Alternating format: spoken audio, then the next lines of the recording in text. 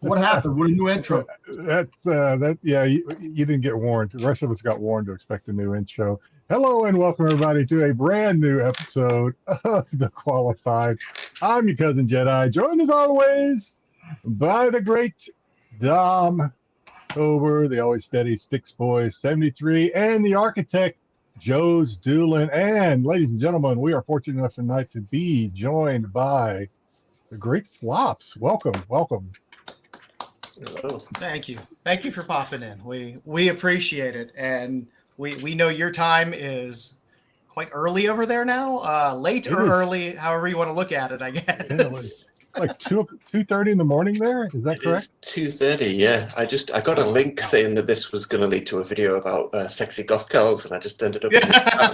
Well, any other night, any other night, it might be. Yeah, we're Hey, sexy goth girls. I'm with that. Do you always stay up this late? Yes. Or is this just? Let's get this. Do you really? I'm acting like I'm hard done by, but this is nothing new this time of day. So, as always, we normally do a lot of either artist spotlights, title spotlights, character spotlights, and it's been a while since we kind of revisited a full spotlight of your work, and you've kind of blown up quite a bit, I would say, since the last time you were on Renovision, and especially since that Third Eye exclusive came out, that first cover. You've been hitting it on Kickstarter. You've been hitting it in some of the mainstream titles, exclusives. So you have a lot more work now. So we kind of figure we'd go through a little retrospective of some of the stuff that's out there for people that might just be getting exposed to some of your work, to know what else is out there, and give you a chance to talk about some of the new stuff that's coming out too, which is pretty exciting. So we'll start back at the beginning. That Rogues Gallery Third Eye exclusive. I know that was my first exposure back in 2022 to the work of Flops, and I was like, I have to have this stuff, and it started my obsession with it, with all of your work at this point. I'm always pleased to see you do a lot of comic work, but I see you more as a pop artist because you work in a lot of other medias too. You do album covers, T-shirts, all kinds of different things. And there's always a fun pack of stuff. When you order something from Flops, you're always getting something fun, some art that's in there, a little binder in there of some fun games. There's always just some really great stuff. So it's great to see that. I appreciate it, Bruce. You better, Bruce. That you're expanded beyond comics as well. So it's fun to have a true kind of pop artist on to walk through things. I get you've done the Betty and Veronica cover, the Cabrina Cini, along with the Geek Girl cover from the Kickstarter stuff. A lot of the stuff was harder to come by early on. You had the Happy Horror Days. I'm always a big fan of Archie stuff, and Archie covers are always fantastic. So the Happy Horror Days was fantastic. The Pulp Fiction homage on Magic Powder, which I think you're having another cover coming out on Magic Powder as well pretty soon. We've got stuff in the works. I'm always happy to join with that creative team on anything they do. Yeah. Excellent. That's the other fun thing. You team up with people in the UK quite a bit as well, which is fun from a Kickstarter standpoint because they tend to go kind of under the radar, some of the UK Kickstarters. Yeah. And it's always fantastic when I come across them when I'm looking for Kickstarters. Like, oh, there's Flops one here. Convert to pounds for me. You have your old October Brianna cover, which was a lot of fun as well. You started to hit some of the mainstream titles with the Harriet Tubman, which was great. You had the Good Deeds cover, the Binary Sea, a lot of good old stuff out there, which I urge people to look for. You can still pick this stuff up and get in early on a lot of the Flops early work that's out there. Joe, you said you started this. You started kind of at the beginning, some of his older stuff. What is like the oldest comic book? That he's obviously a young man, so I don't know how far back this could go. So. The Rogues Gallery was my first one. That was like it got a significantly wider reach, and I'd done a few Kickstarters and indie titles before then, so it can get a bit muddled up. But I think that's the starting point for a lot of people. So what Yeah, year was Rogues Gallery? Was that 2022. 2022? Okay. Yeah. Yeah, around July of 2022 that hit. I think it was 2020 that I started doing stuff, so that was a couple of years of build up to that. Nice. The Toxic Summer cover, which was an open order cover. It's always fun when I see flops open order cover, and can stock up on them. You had the two Mad Love covers, which were absolutely phenomenal. What I'll find later in this kind of retrospective as well is normally when I do the retrospectives, I can normally find a lot of the covers and have nice pictures of everything. It was very hard to track down stuff that I know you had done. So instead I had to end up taking pictures of a lot of my own stuff. So yes, Heavy Metal 5 this week. Yes. That's you're writing in heavy metal as well. That's fun. You're dipping your toe. You had the Eurotech stuff where you had your first interiors, and now you got the writing as well. It's fantastic. It's been really cool because even the Eurotech comic, it was that was writing and drawing as well, and just getting these sorts of opportunities to show that I can tell stories as well as sometimes I think I can tell stories. I'm not a very good writer, but I can tell stories. Well, it's fun because you get to illustrate them as well. So that's it's fun nice for the readers, fingers crossed. But for me, it's a lot of hair pulling. It's interiors are challenging. It is a lot. It is a lot. Yeah. You had the most recent Pop Kill exclusive as well, which was fantastic. I don't know. For a series that only had 4 issues, I have more issues of Pop Kill and covers of Pop Kill than I know what to do with at this point. But it's wonderful because they just keep getting better and better. I love the Canto. The Canto was fun because it was like, oh, this is kind of something a little out of the ordinary. That was a lot of fun. And Canto's a fun book, and I always loved that one. The Washed with Blood. Every preview site you go to has a different cover. Oh yeah, for this. It's, I think I drove everybody at Massive insane with that because the cover that I had drawn, it's widely available everywhere. While I was drawing it, I realized that it was just awful in every possible way. So I pitched at the last second to just completely redo it. So the original got into previews and stuff like that, and then this one was the one that was released. Yep, that's as you can tell, this is the one I took a picture of my own for this one. Oh yeah, backed and boarded, very cool. I loved Fantastic Freaks. course you do. Lodge stuff is great. Both covers have been a lot of fun. And the Carmilla covers, I love this cover you had on there. I will say the Mexifunk cover on that Kickstarter was probably the spiciest of the choosings for that Carmilla cover. But I love the old Copper Top homage. It's never a bad thing.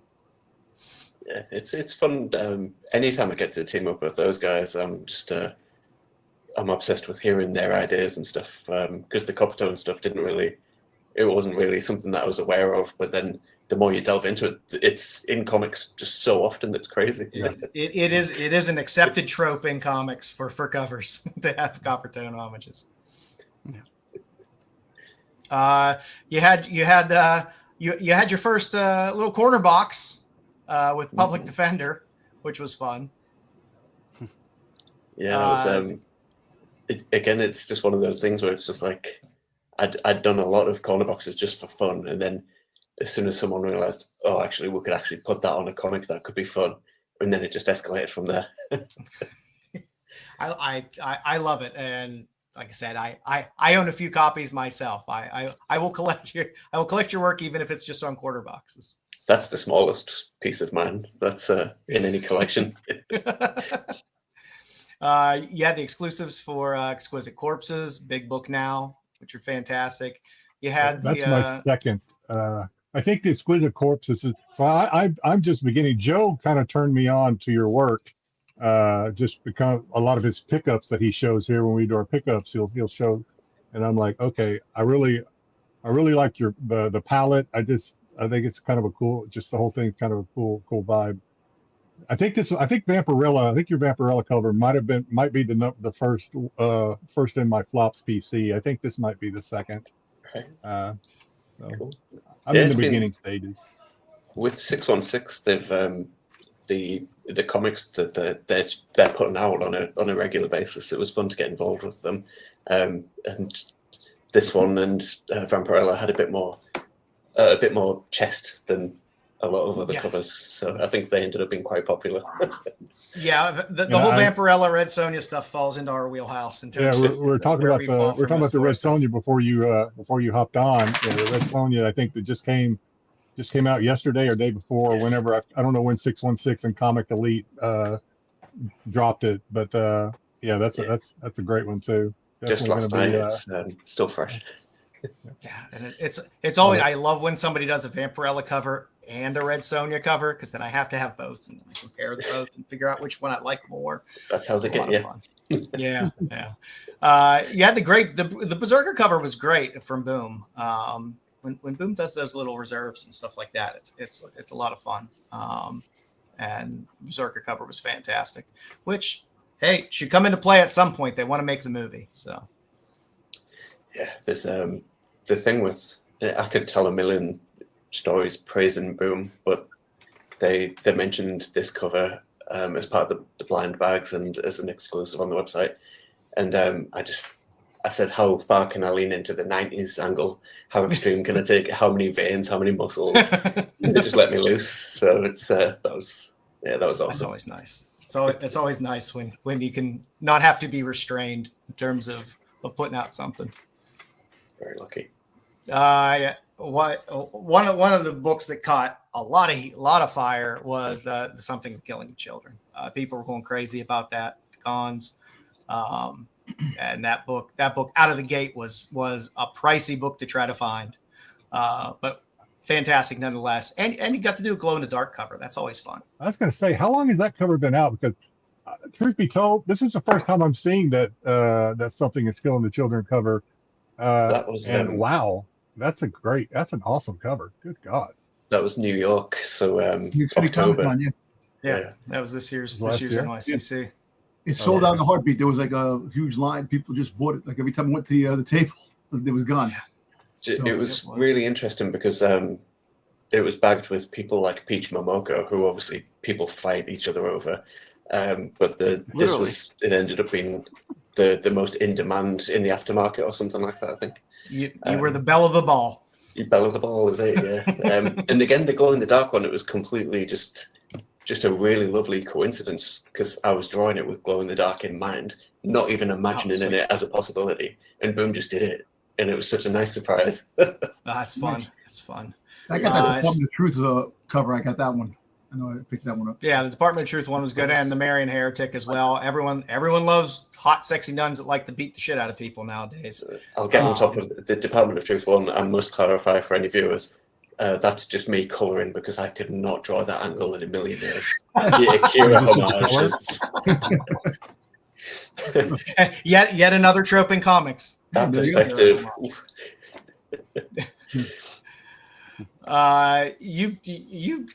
You really laid it on with the Rick and Morty stuff. They let you kind of run wild with that, with the connecting covers for the Rick and Morty versus the Universe, as well as the Summer of Love and Last Mort Standing and Beth of Death as well, which was a lot of fun.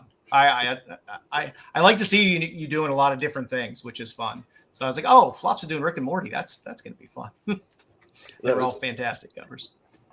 It's been really cool seeing the photos of people lining them up next to each other to form the whole image. But it was a crazy experience drawing that. There was, in the time period where I was drawing that, there was so many things happened, and I nearly went insane. But it came out, people enjoyed it. So that was a cool one. Yeah, that was a lot of fun.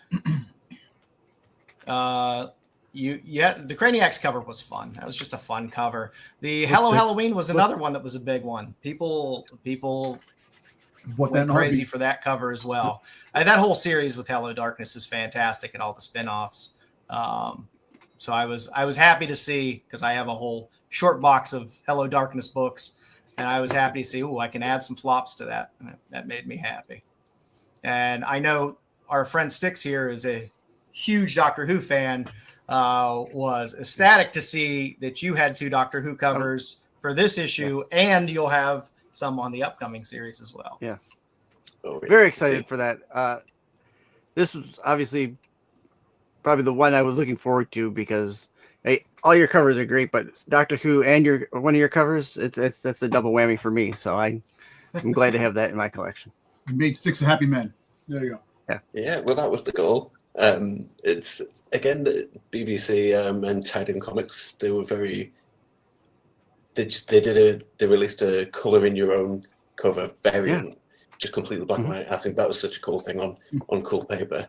In the next cover that's being released soon, the direction was a bit of a retro vibe again, but we wanted to take it in a much darker direction than this one. So I think it's going to surprise a lot of people just seeing something a bit more intimidating from me.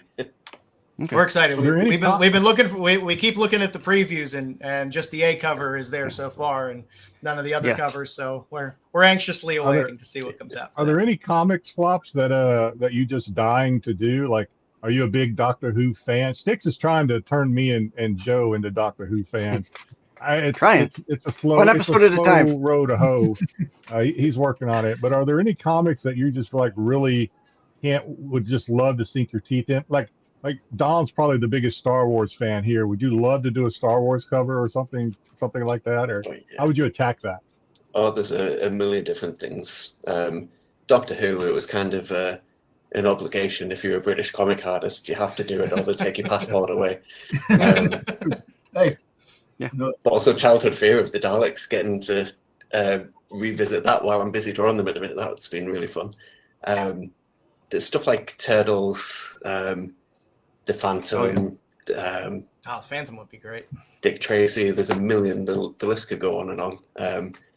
I've just been, every time I get contacted about any cover, it's always just a pleasant surprise. So the list is very long.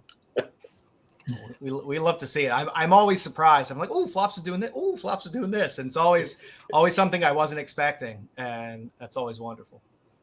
That's cool. Yeah. That's awesome. Of course, the Evelyn Unconquered and Frankenstein the Unconquered, fantastic covers. I had to dig into my own collection for this, as you can tell by the qualified stickers over the nudity. Again, fantastic stuff. Jedi and I are big Kickstarter fans, so I know I'm always looking for your stuff on Kickstarter, and it's not easy.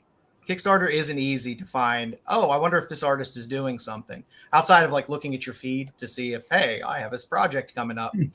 It's hard. You can't just kind of search on Kickstarter for flops and all the stuff comes up. So it's always fun looking through all the Kickstarters and then coming across something like, oh, there's flops covering. Anytime I see one of your covers on a Kickstarter, I will immediately post it onto our little chat room, because Joe and Pete, who owns the channel, are big Flops fans.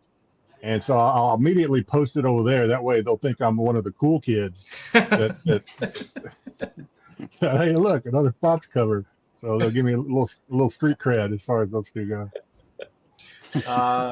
Pretty recently, Moloch the Damned came out, which was fantastic. And then, again, open order cover, the Rafael Garcia Henchman cover, which was that whole series is just it's a lot of fun. And of course, Blood of the Grunge. Both covers were fantastic for that. Enjoyed that Kickstarter quite a lot. I think the Henchman one's been really cool. Just seeing that around, that's been nice. Malik the Damned, I've got a new cover coming out very soon for the next issue, so that's going to be really cool. Just because those Kickstarters, that the whole team, they really crush it with those ones. And Blood of the Grunge working on something else with that team, so it's just a lot of. I keep saying and I love that. I love that when I can get multiple issues of a Kickstarter series where I can get the same artist across a lot of multiple covers. It's always nice. But yeah, it does have to be fun. I mean, how is that experience? Now you're doing some open order covers and stuff like that. So it's like you walk into an LCS and like, oh, that's my book. Yeah, it's especially with heavy metal this week.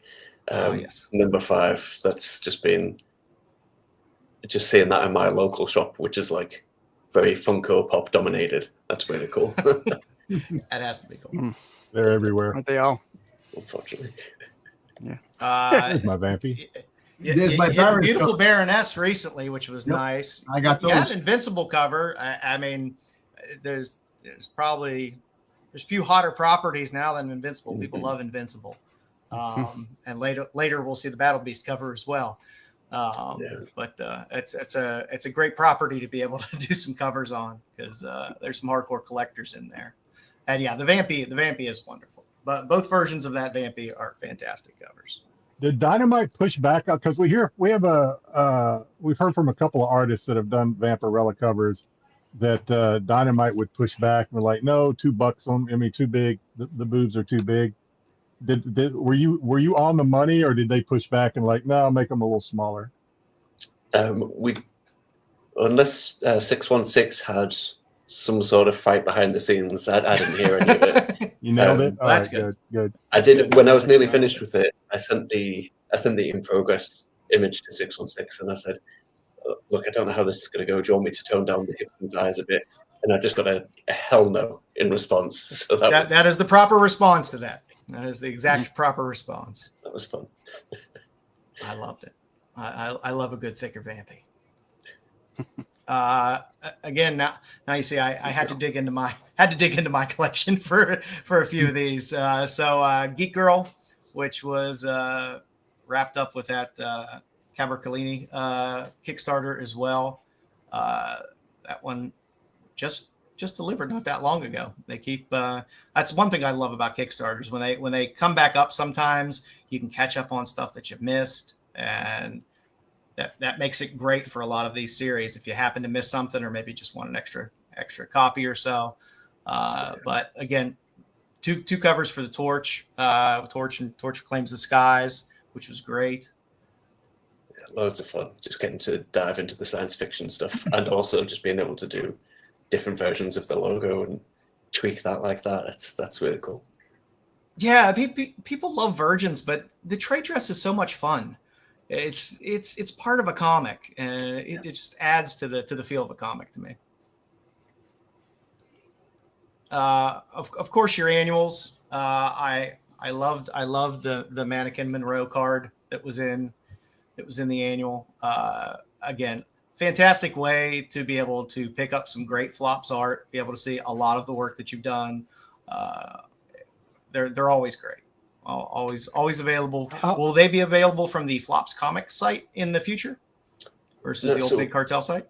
So what we're doing is to make it so, because like 95% of my audience is over your side of the pond, we're keeping the flopscomics.com store as American distribution through Sequential Art Comics. And then anything I release just as a self-published thing, I'll be just doing that and packaging it over here. Because the shipping is a little bit more from the UK, so I think it makes sense to keep them as two separate things. And just the amount of stuff I'm going to be doing with other artists, I think it makes sense to just keep that in its own world. Nice. Joe and I are always saying that, and I believe they're listening, that artists should do more art books. Yes. So. We love those. I love those. I collect those. How often would you say that you release a Flops art book? I was doing them, and again, I need a new name because I was calling them Floppy Metal, thinking I would never be in heavy metal. So that's an in progress thing. I think I did 4 or 5 annuals, maybe 4. Okay. And then I skipped the most recent year to incorporate that into my hardcover art book that's going to be launching soon. So that's just Yeah, I do recommend it for every artist. It's just if you've got people who enjoy your work, you might as well make something that's available to them. And you can do it for so cheap nowadays that there's no, especially with How print do you on demand promote that? services. Do you promote that on IG, or do you have several platforms? Like I know Joe and I were talking. You do have a website with a storefront, I believe. Right, Joe? Yeah. Do you also promote it on IG and other platforms to try and? Yeah, it's a case of I'm constantly complaining and moaning about how social media works, because I think over 3 platforms, I've got like maybe 30,000 followers in total spread out across 3 platforms. And Twitter is the one that has the most followers, but I will never see a single sale from Twitter. Even though I get the most engagement there, never a single sale. Whereas Instagram, it's a much, much smaller response and engagement, but that's where all of the sales come from. So I think people are just more wallet happy. Yeah, they've got a bit more money on Instagram. I think the audience for IG, for Instagram, is a lot more niche. Like there's a lot of hardcore comic people that just in the community all talk to each other and stuff like that, and post a lot, and there's a lot more there. Whereas Twitter's just kind of just dispersed across everything, and gets a little crazy. If you're an artist who can get on Instagram and build up an audience, then you might as well just build up the audience, make a quick collection of your work or zine or comic or whatever you want to do, and then just make a print-on-demand comic for free and just link it through Instagram. There's a million different ways to make a profit from your stuff. Yeah, and that's the one thing I love about some of the projects you've had and some of the stuff that you had for sale. Like Stripped feels like a great little zine that I used to get back in the early 90s, late 80s, that somebody would put together some just badass shit and just publish it and put it out. Even the Wax Pack little booklet was a hell of a lot of fun.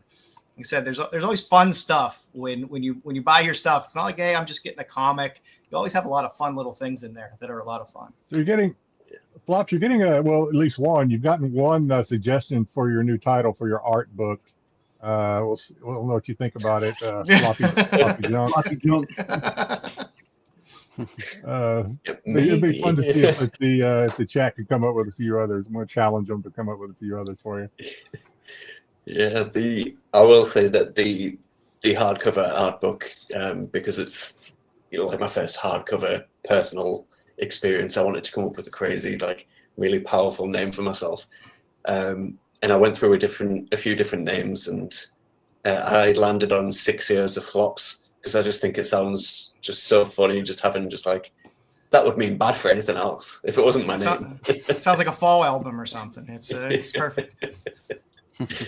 Nothing beats a good double entendre, though. I always enjoy a good double entendre. So something along those lines is always fun. But again, like I said, your Kickstarter work has always been fantastic. I love the Switchblade Stories cover. It was fantastic. Carmilla Unbound, still one of the best asses on the cover. I will say, hands down. Yeah, I love the action. Now. The action figure variant. I was like, I'm tired of action figure variants. Oh, Happy Goth Girl. I will definitely be buying that. Definitely was not going to pass that up at all.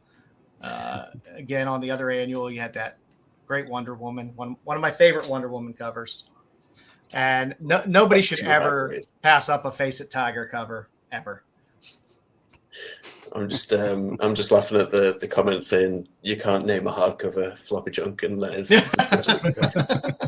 that creased me. And then you're saying that that's your favorite Wonder Woman cover at the same time. I can't keep my balance through this. I love it. I love it because nobody's gonna have the balls to draw a Wonder Woman cover like that. To draw a good, sexy Wonder Woman like that. It's not gonna happen. And you got a lot of stuff coming up. You got a ratio on Smile for the Camera. You got an open order for Dead by Daylight. As we mentioned before, you had got the 616 exclusive, 3 different covers for Red Sonja, for the new Red Sonja. I ordered this. I'm gonna ask my question here. So I ordered this one, but what I really want is a signed copy. How do you ever come to the mainland, the CONUS? How often, if you do, how often do you come to cons in the States? So basically, I've not left my postcode in coming up 8 years. Really? Okay. I've been very stuck where I am for such a long time, but I am coming to New York Comic Con in October, so that's going to be the big one for I'll me. be there. Okay. I'll be there. I live in New York Dom, City. I'll be I might be sending you there a as well. list. I'll be there. I'll be happy. I'll probably go too, so you're probably better off sending it to me. There's going to be the I queue of agree. babes will be very, very long, but I'll be happy to meet everybody else as well. All the goth girls are lining up. Exactly. Imagine. Yeah. Yeah, a lot of them too. Talk to us about Shallow Press. I recently picked up the copy of Styx and Tale from the City as well. How's that work? Is that going to be a separate publishing house? Is it going to be sold through Kickstarter, through your site? So this is going to be the what my original store will become. It will become just the Shallow Press store, basically. Nice. The whole idea of this is the Shallow Press stories are all self-contained. It's its own little world of stories. Like it comes from the city. It's called Shallow City. The Tales from the City. So Shallow City is where all of these stories take place over 400 years. So you get to focus on these tiny little moments that will take place in a couple of months. So you'll get one that will take place over 200 years. So it's all just coming from this one spot with different artists drawing each of my stories. Yeah, it's been really fun, and I'm launching that officially with a Kickstarter called She Is the Weapon, which features C4, who's in that profile picture there. Nice. I think people are going to be very excited about that one. I've had some wild ideas for different types of comics for this Kickstarter, and it's going to be very violent. I'm excited. Like I said, I like that you do different things. I never feel bored with the type of content you put out. You're always kind of doing new things, pushing boundaries, and that's always a great thing. Good. You got your Rocketeer cover up there as well. I'm a sucker for Betty Page. I am a voracious Betty Page collector. Plus, I love the Rocketeer. But you throw Betty on a cover, I am going to buy it. That one was fantastic. When I saw that, I was like, I'm getting the Flops Betty Page cover. That's just too. I like the King Kong peeking in there myself. Yes. It always makes me laugh. It was He's such looking a silly too. idea. Everyone loves Betty. Yeah, Check that out was those curves. I think because that was the launch for my American web store, and just going through the titles, and because there's so many different options for retailer exclusives that I was just going through them, and each one of them sounded incredible. Each one sounded amazing, and I couldn't decide for the life of me. And then I got to the R's, and I didn't even think Rocketeer would be an option. But as soon as that popped up on the list, I was sign me up. It's dream come true. It's one of my favorites. It's been fun because they've been relaunching some Dave Stevens art on some of those covers as well, which has been really nice. Yeah, that's again. I was worried about the amount of backside on display, but IDW had no qualms or issues with that because they were doing the Dave Stevens ones it featured a lot of Bud as well. So yeah, like I said, you had me. Like I said, I keep Betty next to me at all times. So there's always something within hand reach of me that probably has Betty Page on it. And again, like I said, you have a Magic Powder again, upcoming cover. yeah, the thing with the Magic Powder cover, I didn't realize a lot of my covers that people received in the mail at the same time, they'd been done 6 to 7 months apart, a huge distance between them. And then when they received them all in the same week, I didn't realize how many people I'd drawn just sitting casually holding guns. It was just because they were so spaced apart. And then they all arrived in the same week, and people just had them side by side, and I'm just like, that was fun. That was fun. Let's see, I believe it's in print right now. It hasn't been delivered yet, but the Very Carmia Christmas Carol, both covers of that. I think the last notification was at the end of April that it's at the printers, so people should be seeing that probably coming soon as well. And Aerotech's back up. You got a little QR code there if you want to pop onto the Kickstarter. Great cover. It's a fun series as well. Again, in that trade for Aerotech, you have your first interior work as well, which is fantastic. And now you can get a flopped cover as well, which is always fun. Any pseudo advertisement type covers, I'm always a sucker for. That's my thing, especially with Aerotech. You know, that's so much of it is built on that era, and that was really cool because the design elements, that was the Aerotech team putting those in with my drawing.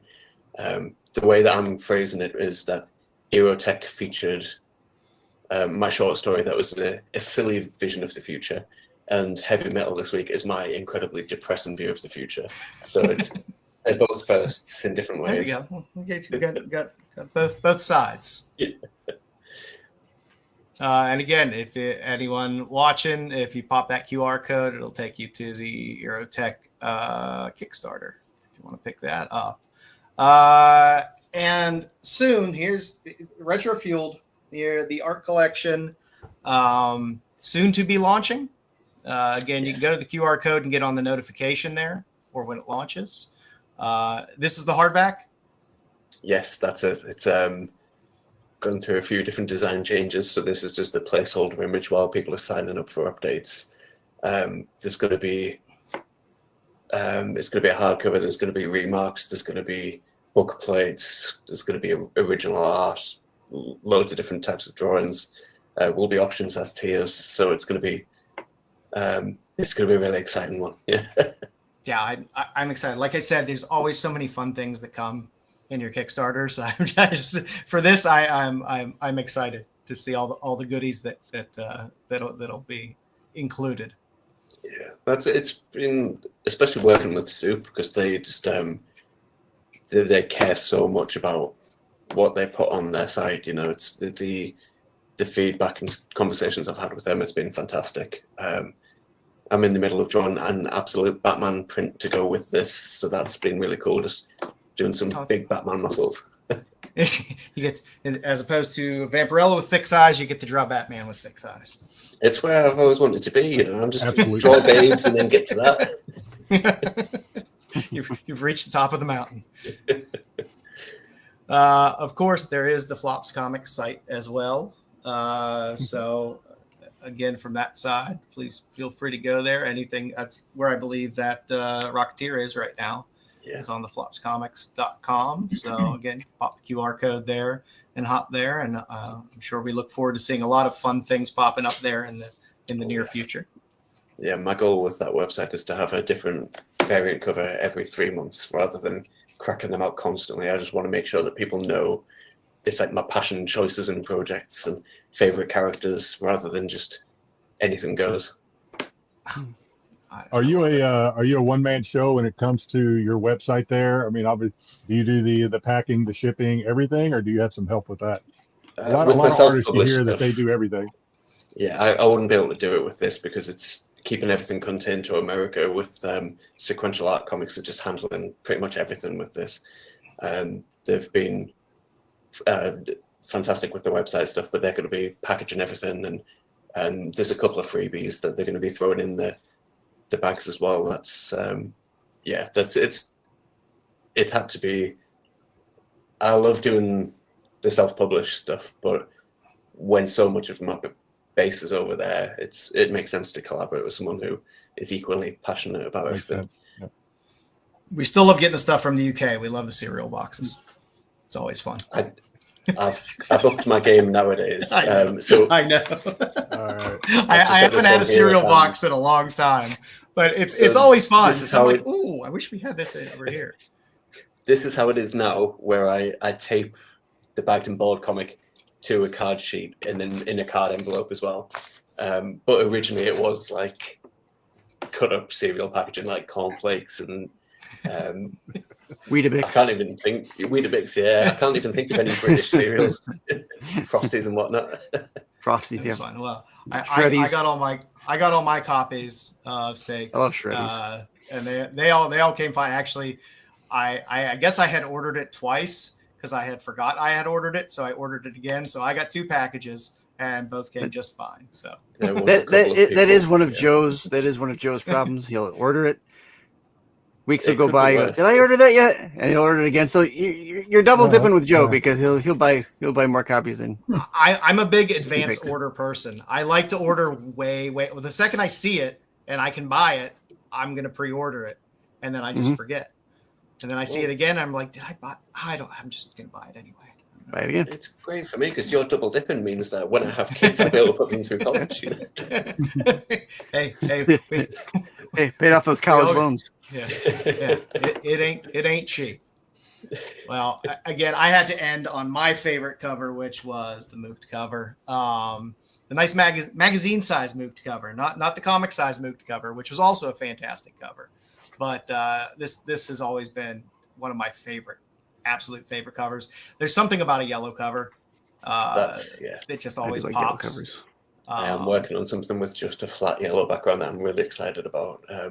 With this one, I think there was maybe like 20 or 30 copies.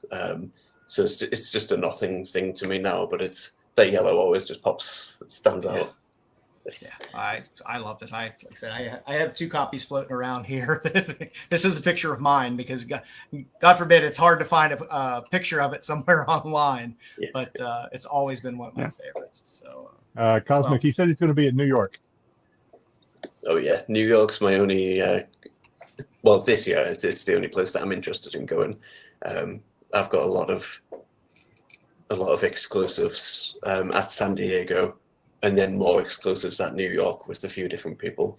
A couple of signings, a release of something. It's going to be pretty wild.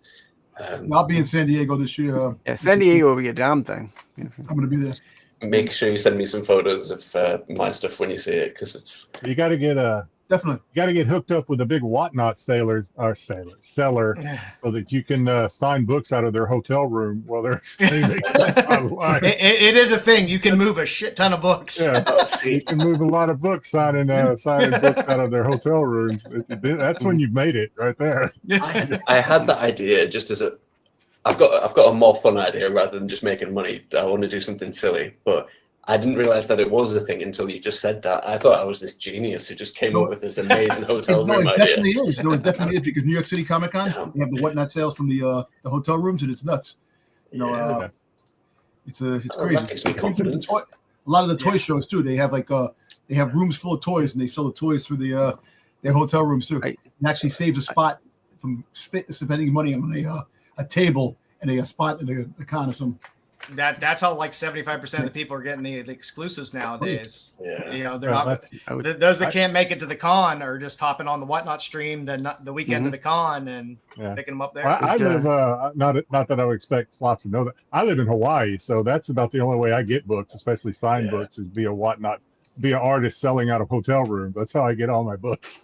That's what I was thinking. I think it's just it's so cool having something exclusive to the con, but there's so many people who just won't be able to get there at all. So it just makes sense. There's who's it? Is it Rob Liefeld who just buys piles and piles of his characters' appearances and then does them on Whatnot?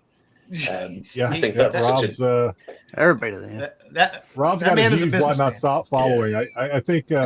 I think most people like to watch Rob just so they can argue with him. But he sells a lot of books. And get blocked. Yeah.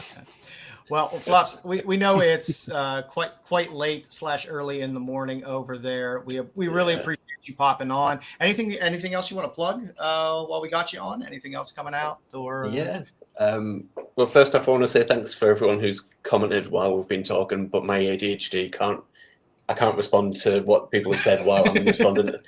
I'm all over the place with that, but thanks for the people who have tuned in. I've got some stuff coming with Bad Idea, so I've got a little scrappy list. Bad Idea, who are obviously amazing. The Hab. You have the Hab cover coming. Got the Hab cover coming soon. Bill Sienkiewicz and David Lapham are some of my favorites growing up with their stuff. Lapham is so great. Incredible creators. That was a true honor to do a cover for that. And then another secret comic that's going to be, people are going to go crazy for that one eventually. IDW got some cool stuff coming with them. So much stuff with Boom, you wouldn't believe it. Boom are they treat me right. Good. Their website, by the way, is you order those exclusives from Boom, and it's like in 4 days they're there. Yeah. They come to you. They're well shipped. They are a well-oiled machine there. But people have got to sign up for the updates, or they're just going to miss out on things because some of the talent they've got, it just goes so quickly. So yeah, I've had a fair few people get in touch with me being angry that they missed out on something, and I've got no. Just sign up for updates. Yeah. What else is there? Oh, it's the FOC for that Smile cover is approaching. Next week, I'm going to be releasing the Red Sonja ink work on Raremark for auction. Oh, nice. So that'll be an interesting experiment. Oh, yes. And then people love original art. It's a wonderful market. It's one of those things where I've been on the record saying that I've spent such a long time not using a pen and paper. And then as soon as I got back into it, using ink, it's been such a fun time and learning how to use inks in different ways and stuff like that. So I've got a fair few things, and I've got a pile of sketch covers that I'm going to work through. Very exciting stuff for me. I imagine it will sell quickly, and I don't know what you're asking for it, but I bet you get whatever you're asking. I would bet. For me, it's everything I do, and I think it shows, it's all about just the fun value. So I'm just going to do auctions just because I think it'll be entertaining. I think people will have a nice time as long as nobody goes broke. I'm happy. As long as there's some big titty goth girls that we get to see in sketch. There might be some. Yeah, there might some peppered in there. There might be some photo covers for my Kickstarter that might be related to that subject. If people care about that kind of thing, I wouldn't know. Some of us do. Some of us do. I don't know. I don't know how big you can draw Dalek bumps, but that might be a little bit up. No, that's a whole story for a different day. But the Daleks have been such a challenge. Yeah, they've definitely got some bumps on them. Yes, they do. We thank you very much for popping by. I know the time difference is a bear, and we definitely appreciate your time. We are always big Flop supporters here on this channel and this show. Yes. It's always wonderful to see you. Anytime you want to stop on by, plug anything, please feel free. Love to have you again. So until then, we'll let you go and get some sleep. No, we appreciate your time, Phillips. Thank you very much. I appreciate you letting me run over like that. I just can't stop. Sorry. No. We know it's late over there, and we don't want to keep you up to the wee hours. So it's over here. We all dressed like Ebenezer Scrooge with the nightgown and nightcap. So got the long nightgown with a hat, a long smoking pipe, and Pops, you're gonna miss it. We're gonna have a drinking game afterwards. You could have a drinking game. I might carry on watching on my phone, but I appreciate you having me, and I'll talk to you all soon. Thank you. Take care. Pops. Thank you. Take care yourself. Yep. Thanks. Bye. Yay, that was fun. That was kids. That was completely unexpected today. So it was a wonderful surprise to have Flops on today. And that's the show for tonight, guys. See you next week. Now we're going to circle back. We're going to circle back to the beginning of the show. Let's say hello to the chat. Yes, this may be the latest we've ever done it. Dubs everybody goes, did Flops ask Dom for picture for San Diego with a question mark? Yes, he did. Yes, he did. I know. He's saying that as Chris. I didn't get any pictures from San Diego last year. We should have told him he's probably asking the wrong person to take the pictures. My wife. I do want to I want to congratulate our neighbors up north because they swept the podium this week thanks to their MVP GT Key comic, taking first, second, and third, and fourth. I think he had enough. I think he had more than enough of Nerdy Geek stealing his thunder. But, Nerdy Geek is there. We appreciate it, GT. Nerdy Geek, What's hello, up, Nerdy? Jedi, Joe, Dom, Styx. I will have my vengeance next week. I don't know. Okay. Gotta wake up early. Gotta wake up early to get that Flip-flopping on top 3 Friday night. spots. Someone knew. Tommy knew Flops was going to join us, so appreciate it, Put Tommy. the drinks on, baby. Hopefully I'll get everybody. I'm not going to go all the way through the chat. We're just going to go through the early chats. Grumpy Gus, evening. Paul is here, joined us. What's up, Qualified? Funky White Boy. What's up, Funky White What's up, Boy? buddy? It's always a fun one. Okay, Cosmic alright. is here. What's going on, Cosmic? We appreciate it. Tyson. What's going on, Tyson? And I know Mama was in there. Special Ed is here. Appreciate it, Special Ed. What's up, Ben? And let's see, I'll go down a little further, but BK is here. What's going on, BK? Always a pleasure. And I'm gonna cut it there because I don't want to go, but yeah, we did have Mama pop in. So thanks everybody that popped in and said hello. We have to Like throw you out said, BK there. BK's there, so we got to say hi to BK. Yeah, I said hello to BK. Yeah, BK. But if we missed anybody, which we might have, because of course we're circling back now, but we do appreciate you guys stopping in and watching Flops catch us up on what he's got going on, letting us ask a few questions, and now on with the irregularly scheduled programming. Yeah. Let's get into it. I'm drinking. I've been drinking green tea all goddamn day.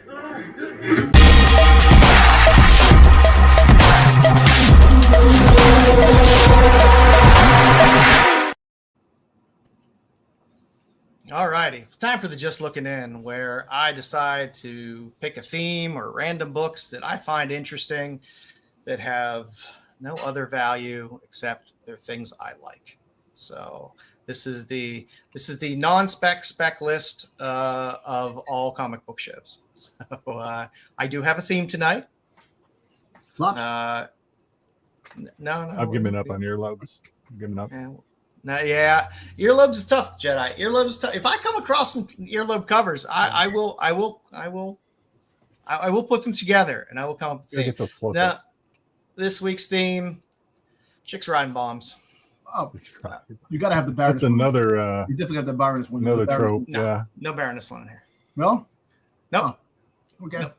And there's a lot of different. There's people riding rockets. There's people riding bombs. There's a lot of things. I tried to stick with the theme of just truly the kind of Doctor Strangelove homage of kind of riding the bomb. So start off with nice little Uncanny X-Men 522 to 125, Mark Brooks cover from May of 2010. An oldie but goodie. Good classic Brooks cover. Can't go wrong. Next up, I got a little twofer coming. So we got Harley on DC Bombshells number 4, the Antlucia cover from 2016. And it's hard to have one without the other. So you can also get the DC Bombshells cover on Harley Quinn number 7, where she's riding the bomb as well from 2014. I think I still have a very cool Greg Bow Harley. I don't know if it's Harley Quinn or Harley Finn. It might be Harley Finn riding a bomb that I've been holding on to, hoping to run into Greg Bow at a con one day. So Nice. that's one of my favorite Greg Bow covers. These are not. It's not good. themes are not always the easiest thing to find when you're looking for things and trying to collate a bunch of covers over, You could always have big 100 titty years covers. of comics. You could always have big titty covers. And That one's hard to narrow down. That one's Really? really hard to narrow down. You just have to Like I go say, we like do they'd that all every just be week. ICPOC That's covers. like, They'd just be all ICPOC covers, and then we'd true. be done. Yeah, but you have to have a mixture. You just take a book from each different company and 5 books. Next up, a book that I love because they have this side of the airplane art as alt covers. There's variant covers for all of the issues. Garth Ennis's War Stories. So War Stories number 1 has a nice girl nose art variant from 2014. Nice Matt Martin cover.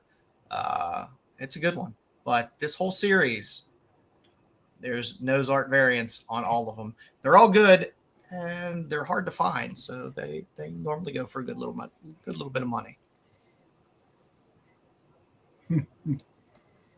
Next up, how about a little Warrior Nun, Brigantia, number 1 from June of 2000. This is a beautiful John Charles cover. Nice cover.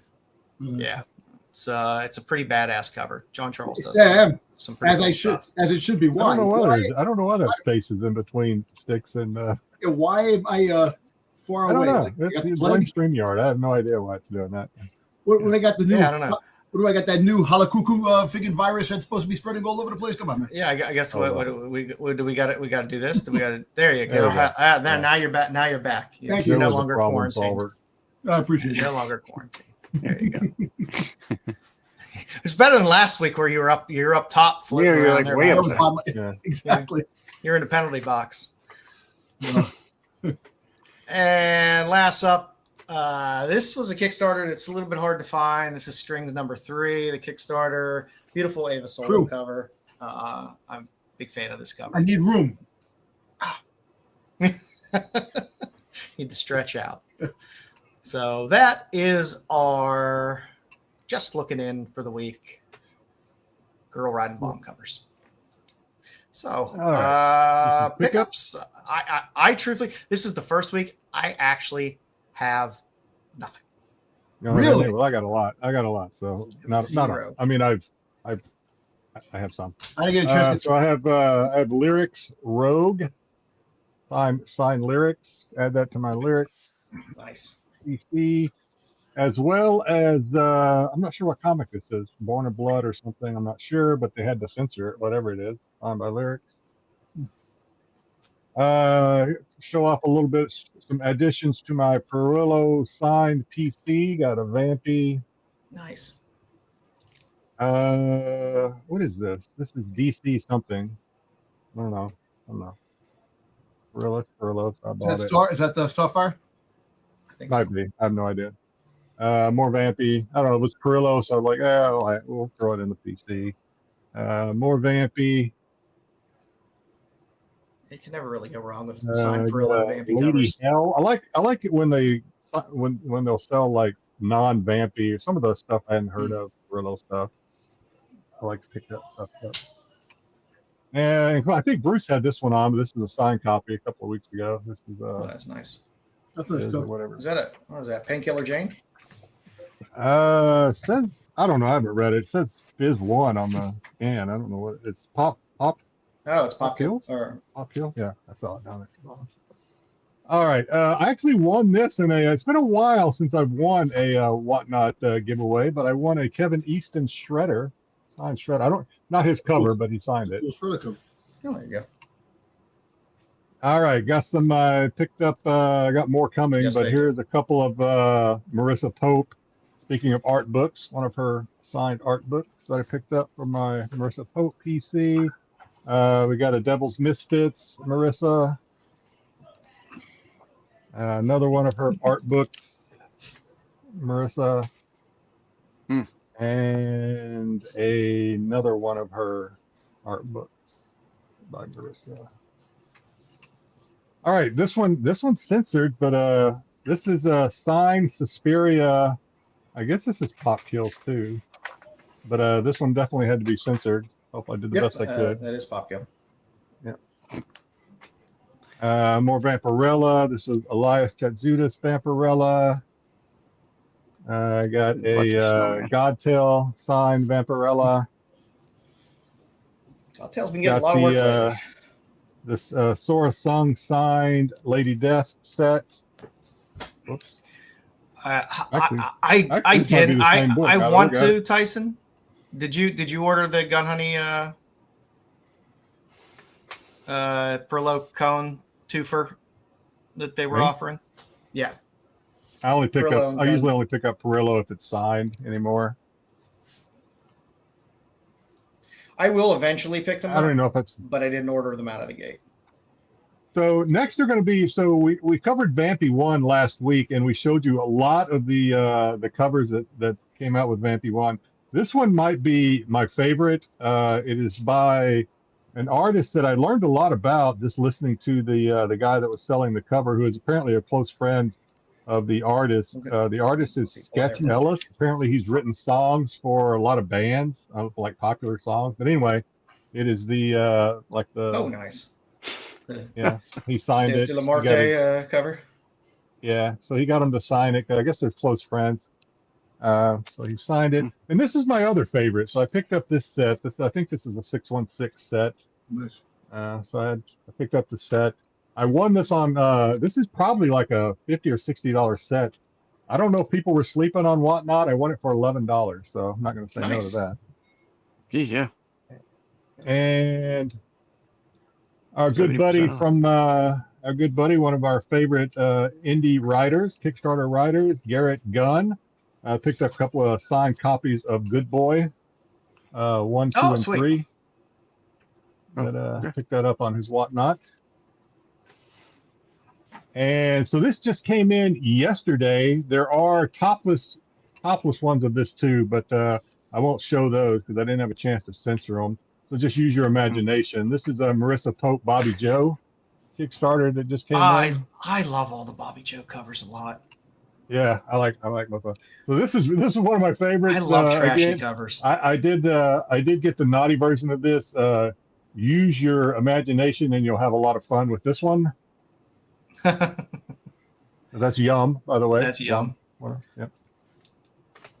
And I just picked up a couple of random Something's Killing the Children books. I think this is a variant. I can't remember. I don't know if this is a one in something. I don't know. It's not a variant. It's a incentive Ratio. Ratio, yeah. And I picked up this Something's Killing the Children set as well. And that's what I got for this week. Nice. So, like I said, this has literally been the first week where I have had nothing. I had nothing come in this week. I have stuff that's in process of being shipped to me, but nothing is. Don't count. Yeah. Styx, you got anything? I had one pickup this week, and you're going to be surprised by what it is. Doctor Who. I'll be surprised if it's not Doctor Who. So, eBay is my friend, so I picked up another. I'm losing count. Whatnot is my enemy. Another one. There you go. Pick up another copy. This is a BD copy, so I got it really cheap. So, but it's intact. Rescue now. Yeah, I mean, it's almost to flip about 20 beat up copies for one really good copy. Yeah. So that was all. That's all I really got this week. I didn't even get my damn comics this week. Go to the damn comic store, but I did get these. I actually got these last Saturday. I got a couple more pops. I got the Crow, the 11th Brother, the Inquisitor, the Darth Maul series. Fantastic. That ending was phenomenal. Yeah. Phenomenal. I got the. If they'd ended it at one point, it would have been great. Where they ended it, they didn't like it. I know. I talked about it on Tuesday. I didn't know it was the finale until it was over. I went back and looked at the thumbnail. I didn't know it was a finale. He's a beast, Vader, man. Can't deny him. I wish they hadn't done it. You were right. You told me they were going to do it, and I said I didn't think it was a good idea. I stand by that. I don't think it was a good idea to have Vader fight Maul. I don't. Well, you had to because he mentioned it in Rebels. In Rebels, nobody you can't fight him alone. So he fought. That's true, though. So he mentioned it that there was a battle. So I know. You don't have to make the argument. You were right. I was wrong. So I'll give you that. But I just don't like it because it just totally took the mystery out of the whole Maul versus Vader, who's the best. Well, only thing that proved to me is that Obi-Wan is the best Jedi ever because he kicked the shit out of all of them. The whole thing is that you got Maul that's injured. Right. His leg is injured, so he's not really. So basically, the fight. That's why he's petrified of Vader because he figured out Vader's Anakin. So I'm telling you, man, that listen, when Rook Cass got pulled in and she broke her neck and killed her, he started breathing. That's not what happened. 3 o'clock in the morning. I was sitting up there. That's not what happened. She didn't get her neck broke. She got killed. She got killed. Her lungs were Yeah, taken I out. read. I don't know where I read it, and I don't Her know lungs what were their pulled out of source her chest. information was. I don't know, but the voice actress wanted, the way she wanted Vader to kill her was to pull her lungs out of her mouth. Yeah. And that's the actual sound you supposedly heard, was her getting her they lungs said that was ripped much out. more violent, and they cut it back. But she died. So Rook cast Yeah, she's being dead, the armorer, yeah. That's done. crazy. Done. That is So crazy. Yeah. nah, that shit was awesome. Vader, Vader was another level, man. And Oh, that look, was great. and freaking Devin, Dark Talon, baby. She's gonna become I don't know. or Talon. I'm telling you. I don't know. Listen, all I know is Her whole Dominus fever her dream. skin is going to turn red because it's not red right now. So no, it's not red. when- You know what? It's not red. She can put tattoos on. You're gonna find out next season.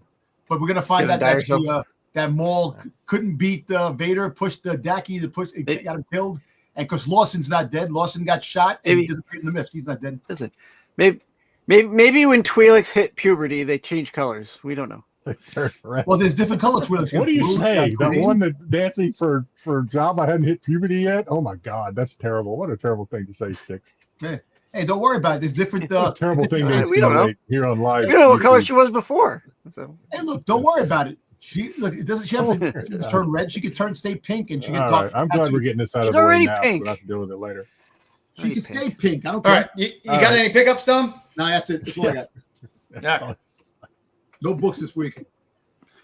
All right, let's get into little comics now and later. Got some interesting things this week. All righty, so I love the Poison Ivy 44, the Nubovich variant. It's a good Nubovich cover. It's a fun Poison Ivy cover. I like it. It's kind of sexy. The Mercado Cruel Universe 10 cover is just Mercado is just killing it on all of those covers. I don't think he's had a bad cover yet.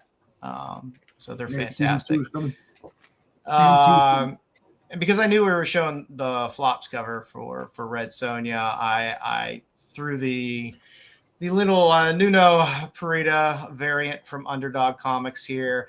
I have the homage with Vampirella. I collect a lot of Nuno stuff, so I have to have the Archie homage for the Red Sonja as well. Plus she's staring at Conan there. It's just fun. For our later, Banana number one. Mike Allred cover. What? I love Allred covers. I what just are you do. showing us, Joe? I love Allred covers, and I saw this and I was like, I don't know what this book's going to be about, but if I don't own that book, I'm going to hate myself forever. This, So Joe's going to start getting banana party memes thrown at him now. maybe we'll have a theme next week. Who knows? Maybe we'll have a theme. banana theme. That book better be in the same universe as like Milk and Cheese or something, because I'm hoping it's absurd and crazy, but I was like, it looks like it might be. cover. That's kind of I would probably get that because it probably Seems is normal to absurd me. crazy. I don't know. Yeah, who doesn't want a banana with a face on it? And again, it's a David Lapham cover. Maybe I don't know. I know I like that Flops knows Atomic Lapham. Fiber cover you got Maybe, there, yeah. maybe you never know. I don't know. I'm Atomic excited Fiber. about it. Also had to throw in Conan the Barbarian 33. I love Rebecca Puebla, and I love this Conan cover. It's absolutely awesome. It's fantastic. Conan never lets me down. Like issue by issue, all the covers have just been fantastic in the series. It's been a good series. Titan has done well with it. It looks very tarot card to me, or I don't know, like a Tarot card. Tarot card. Yeah. Yeah, I like that Adam Cyber cover though you got there. Regicide. That's when you kill a king. So Regicide number one, the Adam Cyber variant was just creepy. That's just a creepy fucking cover.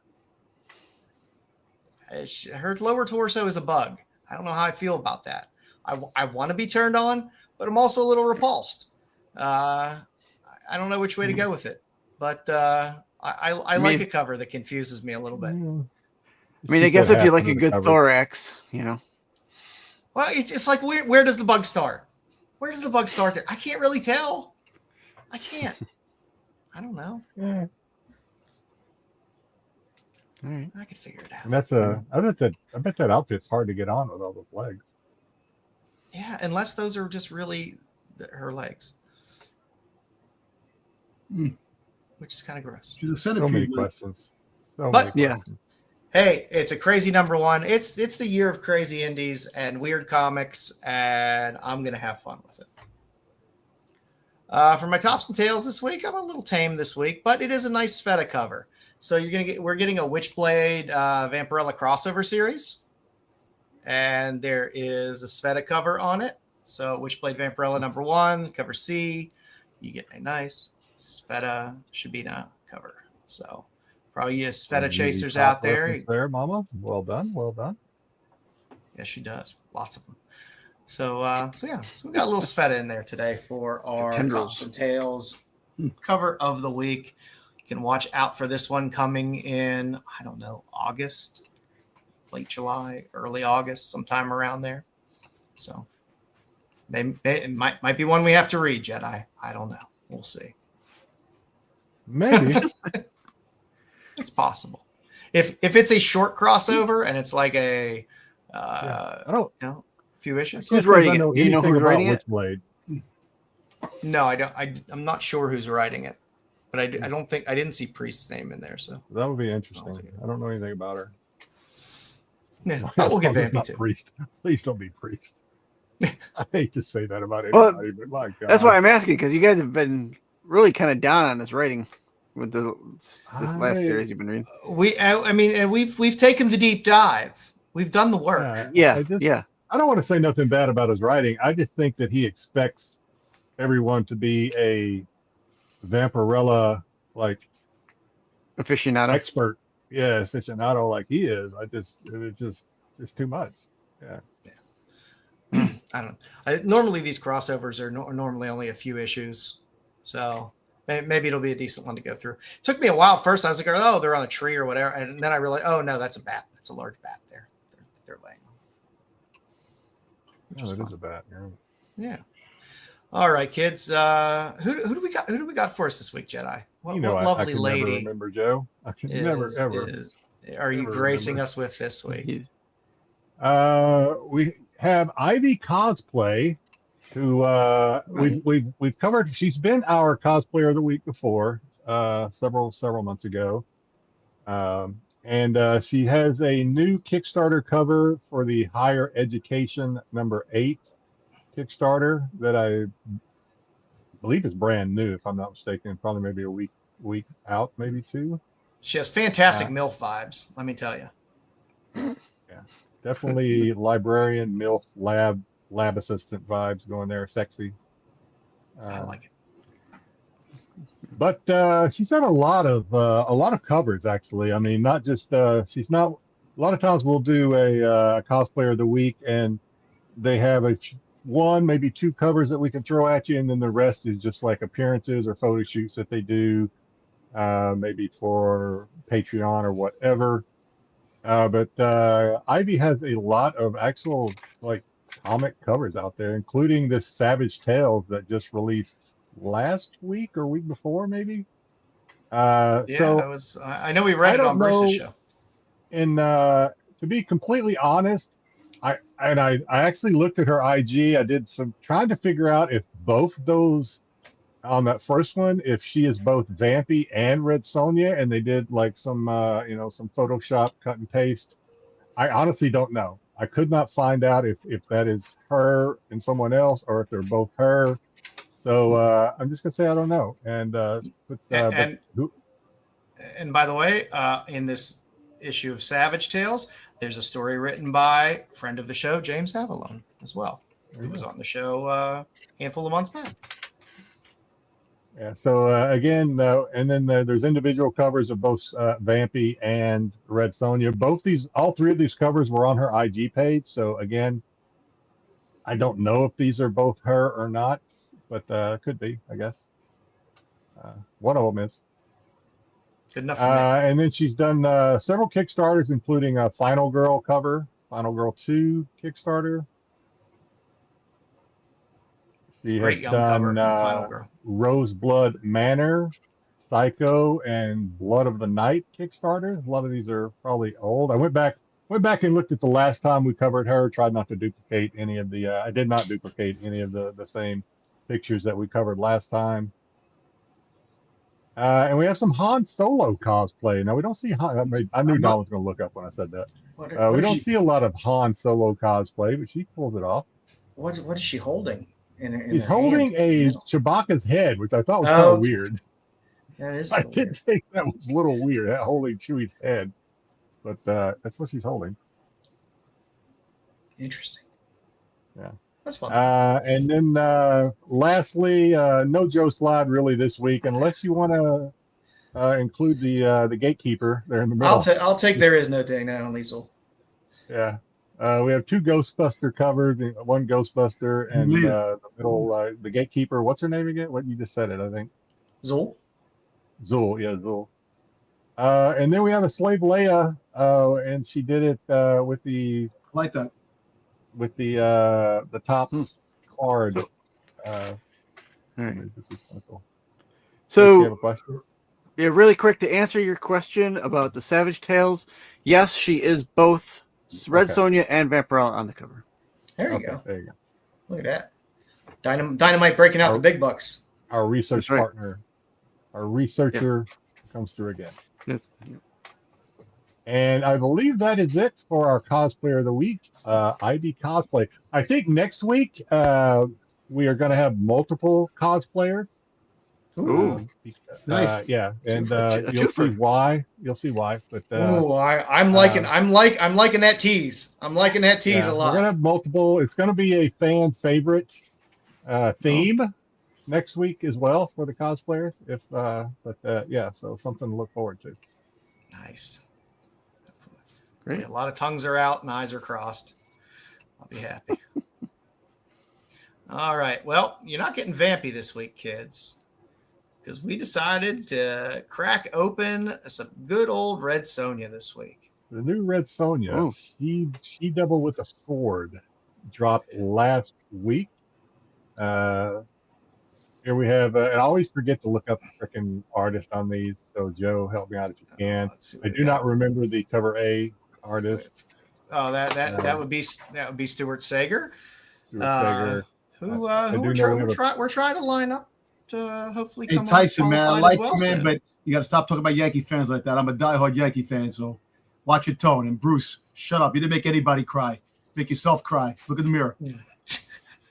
I'm very jazzed about Sager covers because we got them with Sonja Reborn. I love his work, so I'm really jazzed to see more of it. We'll see at the end. I believe it's him that also does the A cover for #2, and it's just they're pretty cool. Yeah, I think he's doing the A covers at least for the initial part of this. I like the style. Of course, I like Perillo, who's also doing one of the covers. The usual cast of characters with Lisner. The other one I can't think of. I want to say it starts with an R. I should have opened the page, but I don't want to. Yeah, I can't remember who did that other one. But you got a nice Poulat there. We got a Poulat, and we got the cover that you just put on. You got the Nuno cover from Underdog Comics. The cosplayer I can't remember her name, but we've covered this cosplayer before because I recognize the photo. So I do recognize the photo. All right, on to the story. So brand new story, Red Sonja, and I think Joe and I agree. We talked about it a little bit right before. I think we're gonna like it, unless it pulls a switch like it did with Vampy, because Vampy started off kind of simple, good, not too complicated story, and then it went off the deep end. So we're hoping maybe Red Sonja won't do that based on some of Red Sonja's past art. I was utterly pleased. All I really ask for in a Red Sonja story is set up the quest, go on the quest, kill people, drink, and occasionally fuck. That's. So yeah, I agree. But you gotta best her in battle if you want to go to bed with her. The story starts off 2 weeks ago when there's you have the prince or the ruler of some kingdom who's having a big party. Meanwhile, outside his people are starving, and there's an uprising, a revolution. And you can see in the second picture, the middle picture there, the ruler gets its head cut off. And then we jump to today. We have a lone rider out there who is met by Vampirella, still carrying the cup of ale that she took from whatever pub she stumbled in out of.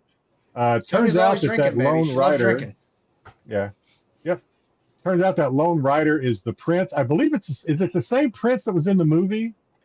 That she kind of is it? I can't remember whether it was or not. I want to say in my mind, in my mind it was. I don't know if it really was or not, but it's this prince that has escaped. I guess I don't want to say escape, but it's his kingdom. So I don't know if his father's an asshole or what, but it's his kingdom that the ruler just got his head cut off. So I don't know the relation or whatever, but he's out trying to get Sonya because there's this sorcerer that put some evil beast, hell beast, like down using his own blood, and there's the people are trying to. This was a long time ago. Now people are trying to find one of his relatives in his bloodline because they need that blood to unleash this beast. So maybe that's a foretelling that, hey, we're going to get to see Red Sonja fight some hell beast. I'm thinking yes. I'm thinking if I had to guess, we probably will. Yeah. She likes fighting dragons, so. So anyway, this prince had already captured this relative, but she escaped. So now they got to find her. Red Sonja knows exactly where she is. She's trying to get a horse. They find her. She recognizes the prince, threatens to stab him with a pitchfork because that's what she had handy. Meanwhile, the revolutionary people are chasing them. They stumble upon, I guess, either, I don't know if the revolutionaries are part of the ruler's guard, threatening some man for harboring the revolutionaries, maybe. Red Sonja strolls up. She doesn't like to see the underdog getting threatened, so she starts beating the piss out of them, runs them off, and the prince collapses because I guess he had already had an injury and he's lost a lot of blood. So they take him into town. They get stitched up. Meanwhile, she talks to this bloodline lady, the girl that has the same bloodline as the sorcerer. She says all rulers suck. They're all the same. Red Sonja's like, yeah, you may be right. Meanwhile, the guy got stitched up, and then we get this guy strolls up. He's, I guess, part of the revolution, or I don't know who he is. He's a bad guy. They start fighting. Red Sonja screams her war cry, and the prince guy gets stabbed right through the chest. So I don't know. I don't know if he got stabbed like Qui-Gon or one of the other, where he's going to die, or if he got stabbed like the many other Jedi. It looked pretty bad. It looked pretty bad. Yeah, it does look pretty bad, but maybe he lives like a lot of the other Jedi that get stabbed. That gets Red Sonja's attention. She turns around and say, "What the F?" And then she gets stabbed. So I don't think although it looks pretty bad too, I doubt Red Sonja is going to die. And this bad guy's lining up for the kill shot to cut off the prince's head, and that's where it ends until issue 2, which comes out probably next month. We do get, like I said, the A cover is pretty cool on this one too. Same artist, whose name I've already forgotten. And then Jaeger. Sager. Yeah, I really like the style. I really do. He lives up near Styx. There's a version of that too. If you like the versions, there's a version of that. And then of course we got the same usual suspects: Perillo, Linsner, and the other artist whose name starts with R that I can't remember. And we get a different cosplayer this time, so we're gonna get to look at a variety of cosplayers. I was happy because this is what I want out of a Sonya book. Like I said, set up the quest. Give me the quest. Enjoy the adventure. Quest is done. Yeah. Move on to the next. It looks like they're back to the basics, and hopefully they stick with it, and they don't do the whole body switch thing like they did on that last one. I don't know what that mess was all about. Hopefully they just stick to the basics. Yeah, this is more good classic Sonya, kicking ass, getting drunk, going on a quest. So I was down with that. I thought it was pretty good. Who did you say lives near me? I kind of caught that. Doesn't Stuart Sager live up around you? He might. I think he's in Western New York. But yeah. Too far. All right. Well, now's the time you were all waiting for. It's time for the That's Not a Comic, That's Not a Comic, Salient Comic, Salient. It's time for the That's Not a Comic, That's Not a Comic, Salient Comic, Salient Comic. Oh, who?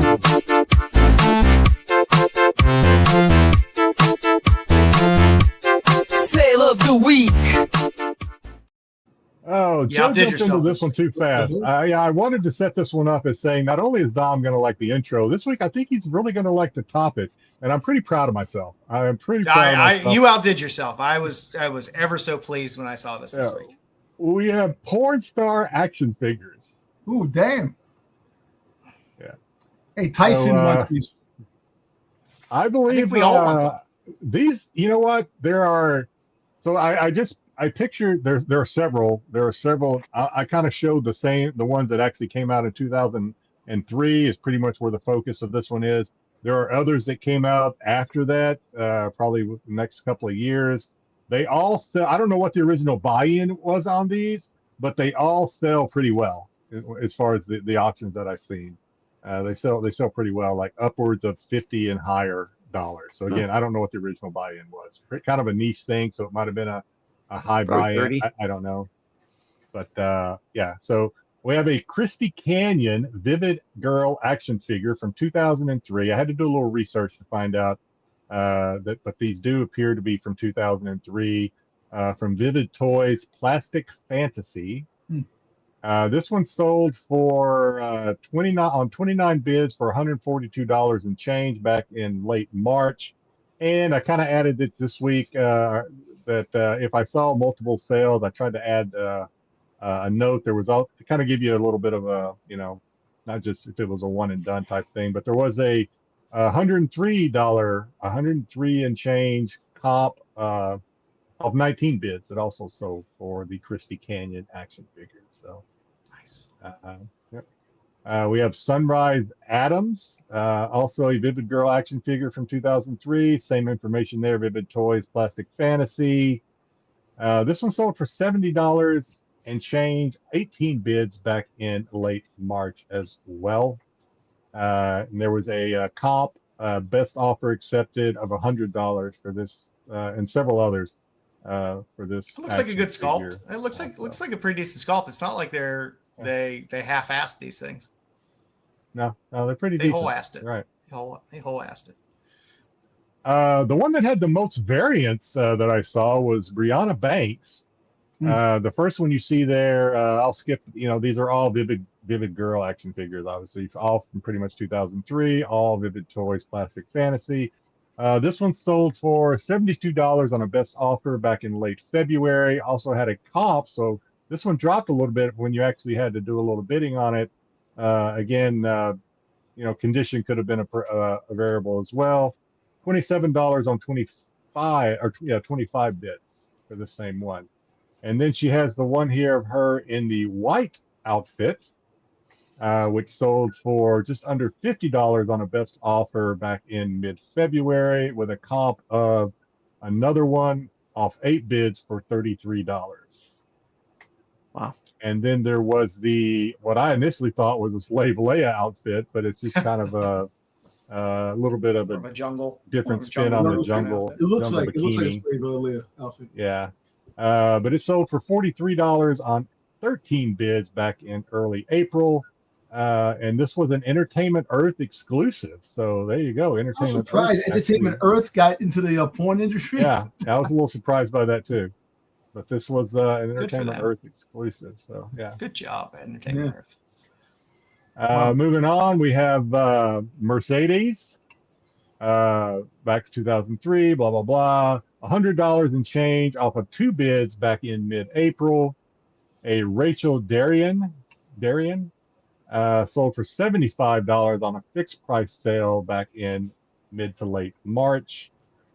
And The last one, these are all loose action figures. It was if you can, I put it up there. You can kind of read the names if you can off of the base stands that came with them. Six figure lot. They weren't dated, but I assume most of them are probably 2003 or somewhere around there is where most of them. This one sold for just about $175 on its fixed price back in late April. So Porno Star action figures. Who Interesting. They got them all, man. They got them all. I think that is absolutely fantastic. Hopefully they have your favorite out there, whoever you are. Yeah. Oh, that's nice. I guess it's only the only girls that were on Vivid, licensed to Vivid. Yeah. So sorry, kids, if you like to There know are their others studio. out there if you want to go down the rabbit hole. I mean, there are others out there. They may all be Vivid because Vivid was probably the biggest of the VHS porn Video, yeah. time frame. Yeah, but God, those things were always so hard. Oh, they were just so big. VHS tapes. God, when they moved to digital, it was so much nicer. I do know this from other pictures. The clothes do come off. Nice. Fantastic. The We love clothes soft do come goods. off. Yeah. Congratulations. Fantastic. Damn. Sweet. Styx, you got something for us today? I do.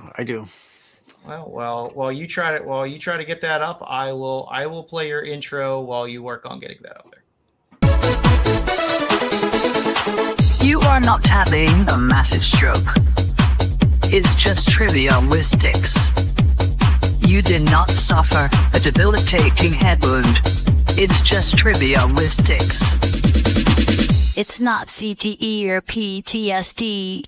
It's just trivia with Styx.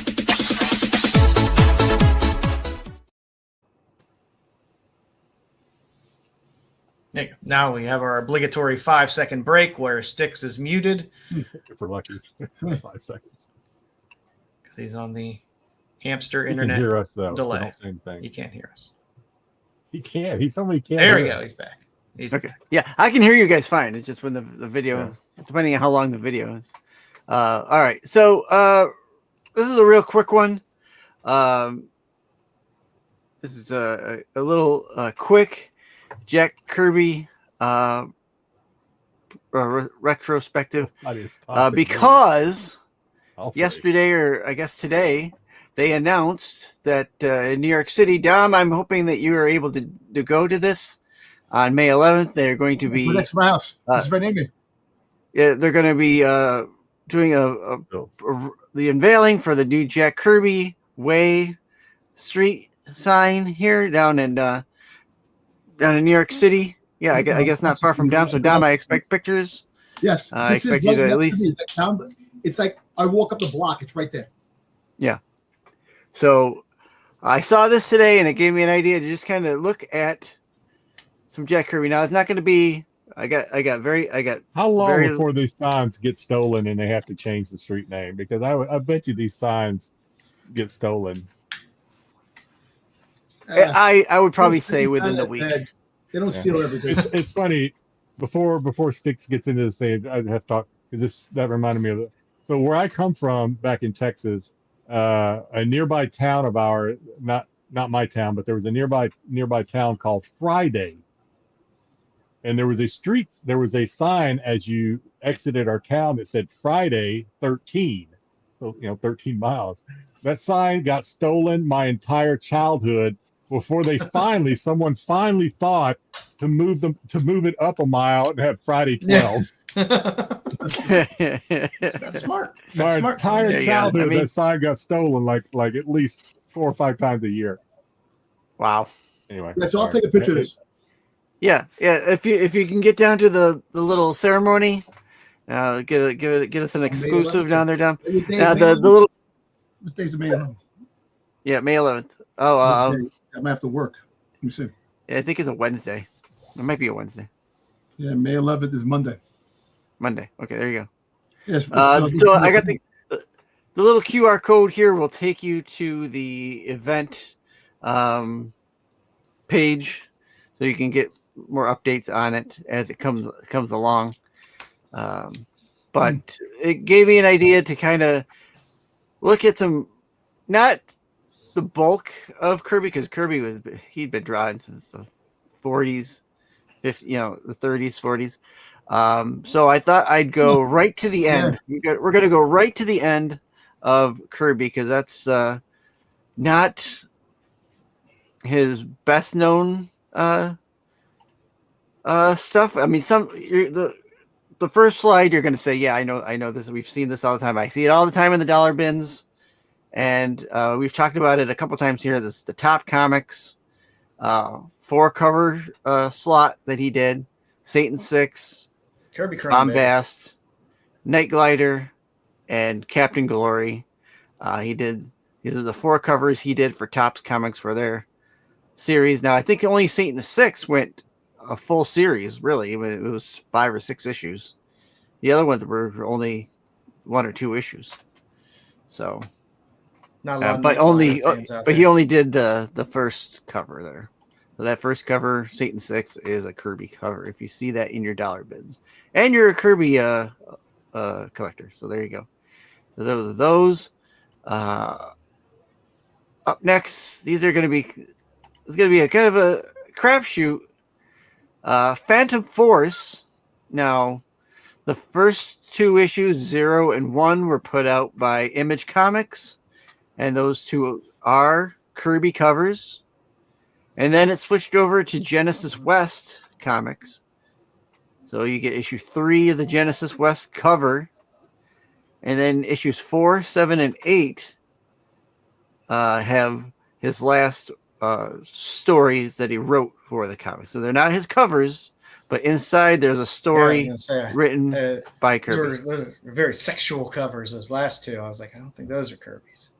No, those are not Kirby, but there is a story inside done by Kirby.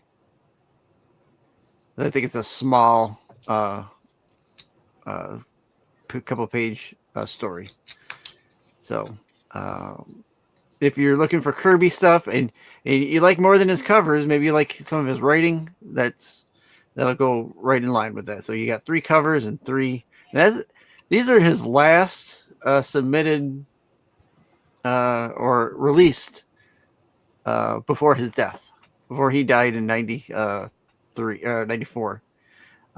These were his last submissions to man, worked up until the end. Yep, he was always working, and then anything after that obviously is reprint or reuse art, that you'll get, and there's a lot of that.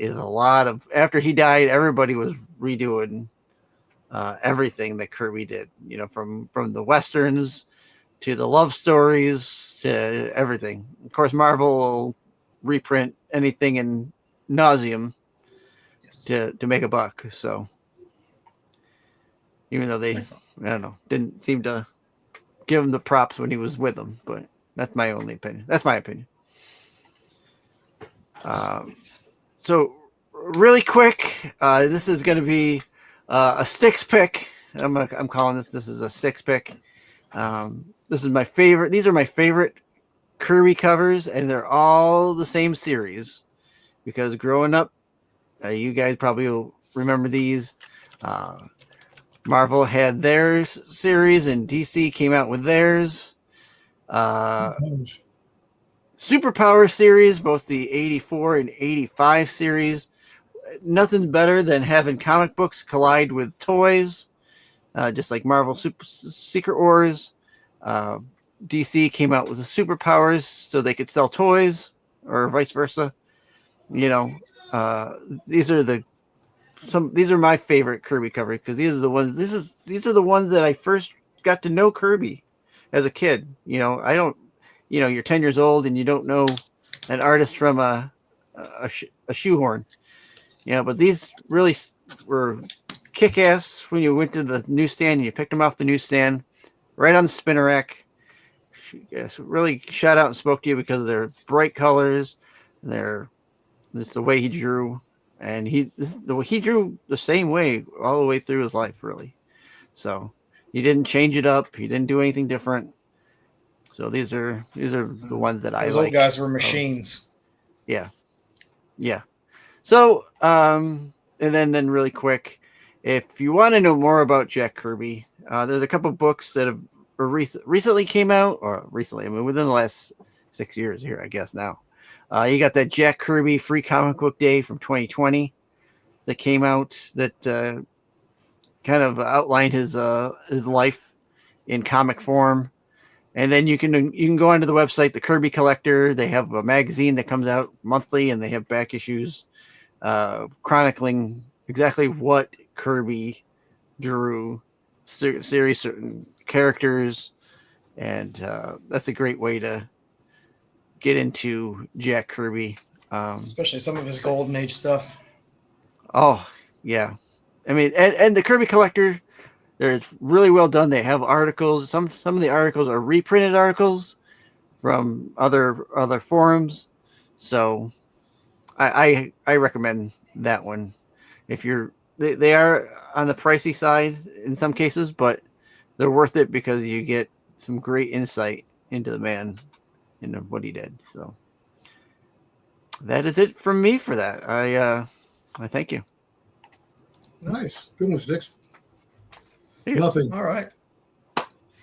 Ready before. Yeah, Jedi's been carrying this segment for a few weeks. Yeah. I feel bad that I have not read shit recently. This guy's reading all these freaking crazy ass books, and it's like, dude. Now at least I can say I read Exorcism at Buckingham Palace 1, and I read the first issue of A Quiet Place. So at least I'm familiar with both of those stories. Yes, and I do have that. These are these first two are legit comics. These aren't like, they're not even Kickstarter. They're like regular They're not smut. It's not smut. Not smut. No, it's not smut. So yeah, I read the second Exorcism of Buckingham Palace, which just continuing on. It does kind of it is in issue 2 kind of start incorporating exorcism at 1600 Pennsylvania Avenue or whatever it was. So that kind of gets mentioned at least as the Americans get brought into what's happening in the UK with this curse and this possession that's going on. So I won't really go into it too much for spoilers, but just kind of building the story of this apparent demon possession of the royal bloodline in the UK. Quiet Place. So a lot of words though in Exorcism in Buckingham Palace. It is a read. It's not just a quick couple of lines and look at the pictures. It is a read, including the very opening page is a short letter that you have to read. That is basically something. It's that was my problem with Exorcism at 1600 was which was the first series was there was a lot of reading, but there was a lot of dead reading. There was a lot of reading that wasn't necessary. And didn't need to be in there. In this one, and we'll see if that's the case for this one. In this one, there's as things start to happen to the royal family, the politics are starting to get involved as to how the prime minister is handling it versus how his, we'll say, opposite party leading competitor for that position is handling it. And there's like Twitter wars and things going back and forth. So they'll give you pictures of their phones and you got to read all these Twitters and then all the comments of what they're posting. And you're like, okay, do I really need to read that? Is there something hidden in there that's going to be important, or is it just fluff? I don't know. I kind of read most of it. I probably didn't read all of it. A Quiet Place, though, is kind of just the opposite. So it's a good kind of other side of the spectrum you can go read if you don't like to have to read a lot of words. A Quiet Place, and goes along with its name, I guess. Not a lot of talking in this one, and a good bit of action as this small town continues to both prep. It kind of jumps back and forth a little bit. So that's timeline. That was my question, because when I read number 1, they kind of started the first half where there was a lot of talking. It was really unnecessary. But Well, that you was knew before at some they, point you knew at some point yeah, it was just going to cut off. And I was wondering with issue 2 whether it's completely cut off now or whether they still keep hopping back and forth. I mean, there's dialogue, but there's not a lot of dialogue. It's probably well balanced, and it probably leans more on the visuals other than the reading on this one. So I'm enjoying this one. I'm going to keep reading it just because it is kind of an easy read, and it is, a quiet place. I don't say sequel or prequel, but it all kind of goes on at the same time. But another story about what's going on with this invasion. So it's kind of fun. From Transylvania with Love is a Fangers, we'll say One prequel. Yeah. So yeah, it's a one shot, and it's a prequel because it's setting up. So I don't know, not that I expect anybody to remember, but at the end of Fangers 3, which by the way, Fangers 4 is already out. I do have the PDF read ahead for that, and I will be covering that next week. I didn't want to do them both this week. But at the end of Fangers 3, we're introduced to Dracula, who has the big long schlong that we kind of joked around with Garrett when he was on here about. This is a Garrett Gunn, is the writer of this. So this is basically a prequel where it talks about how Dracula was captured and relocated to this home for the undead in what I believe is Florida. This community, this is kind of like a retirement home setting, but it's this gated community for the undead, and they have tours going through it in the daytime. It's kind of like a tourism attraction, but they have to be done by midnight or by nightfall, or else shit hits the fan. So at the end of 3, we saw Dracula was introduced. From Transylvania with Love is the backstory of how he gets brought over and inserted into this undead community. So I'll just leave it at that. So how they dragged him and his massive cock in there. Yeah. Well, I know how they do it. I mean, obviously, I know how they do it. I'm not going to spoil it in case Garrett's watching. He certainly wouldn't want me spoiling his Kickstarter when it just dropped, I think, earlier this week. Or it dropped a while back, but it actually started getting the PDFs and everything of the comic. E-copies went out this week. So I don't want to ruin it in case he's watching. But it was a decent read. I didn't know exactly what was going on until the end, as far as whether or not it was a sequel or a prequel or what. It turns out it is a prequel to Fangers. So disappointment to everybody that's watching, wanting to know where this falls on the Vanya scale. I failed, complete failure this week, as I expected. Even with the Fangers, Garrett doesn't usually write in orgies and sex scenes into his comics, so he just doesn't. I mean, there might be some nudity and things like that in his comics, but there's usually not gratuitous sex in his comics that he writes. Same here, not even so much as a nude scene in this one. So complete failure as far as not even getting on the track to try and beat Sonya or beat Vanya. So sorry, probably not next week either, although I don't want to ruin the anticipation because there might be, but again, we're doing Fangers 4, and maybe I'll cover something else next week that might clear the bar in addition to Fangers 4, but I know I'm going to be reading Fangers 4 this next week because I already have it. I just put it off because I wanted to cover it next week. That's what I got for this week. Pretty good week of reading. I enjoyed all 3 of these. Nice. And Red Sonja. So. Sweet. Like I said, I didn't read shit this week. I was working all week. I barely got Sonya in this week, and that was an easy read. But I have so many stacks of books. I'm so far behind in my reading. It's ridiculous. Styx, did you read anything this week? Nope, not this week. All right. So then we are moving on to the dance that Jedi loves the most.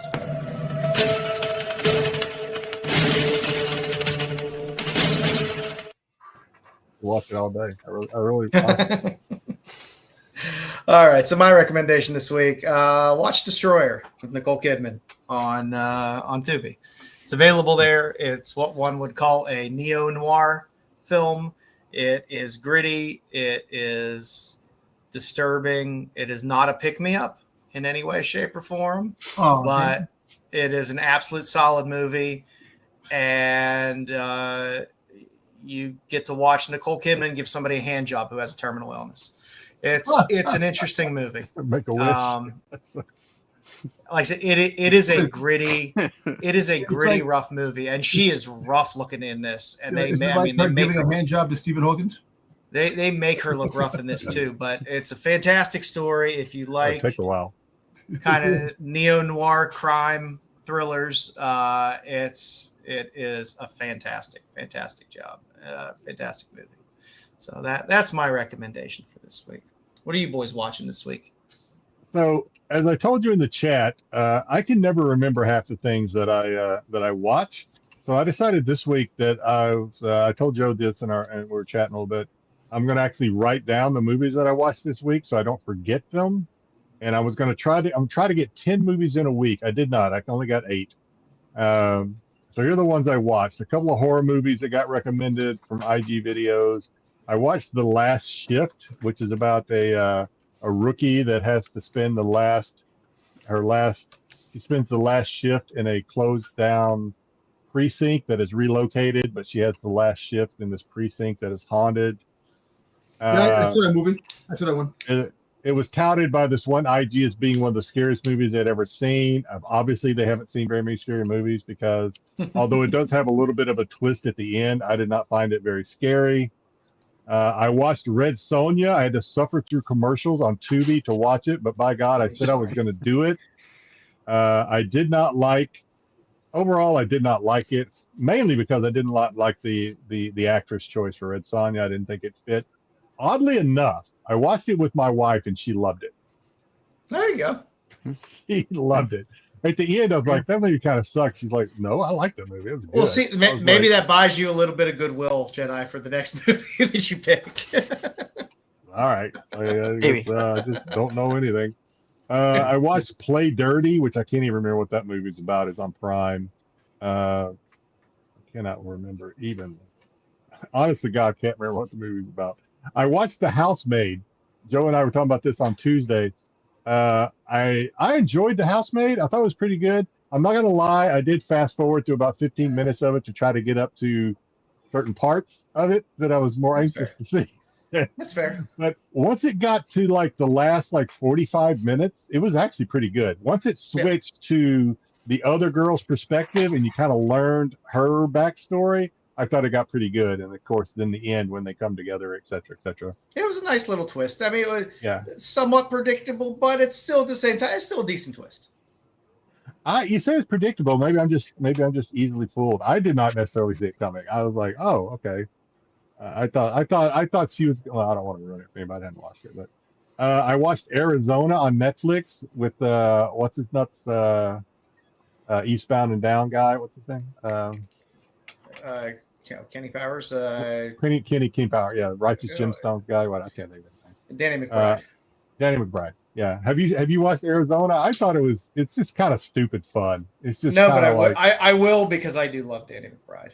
Yeah, if you like Danny McBride, watch it. It's just kind of Danny McBride.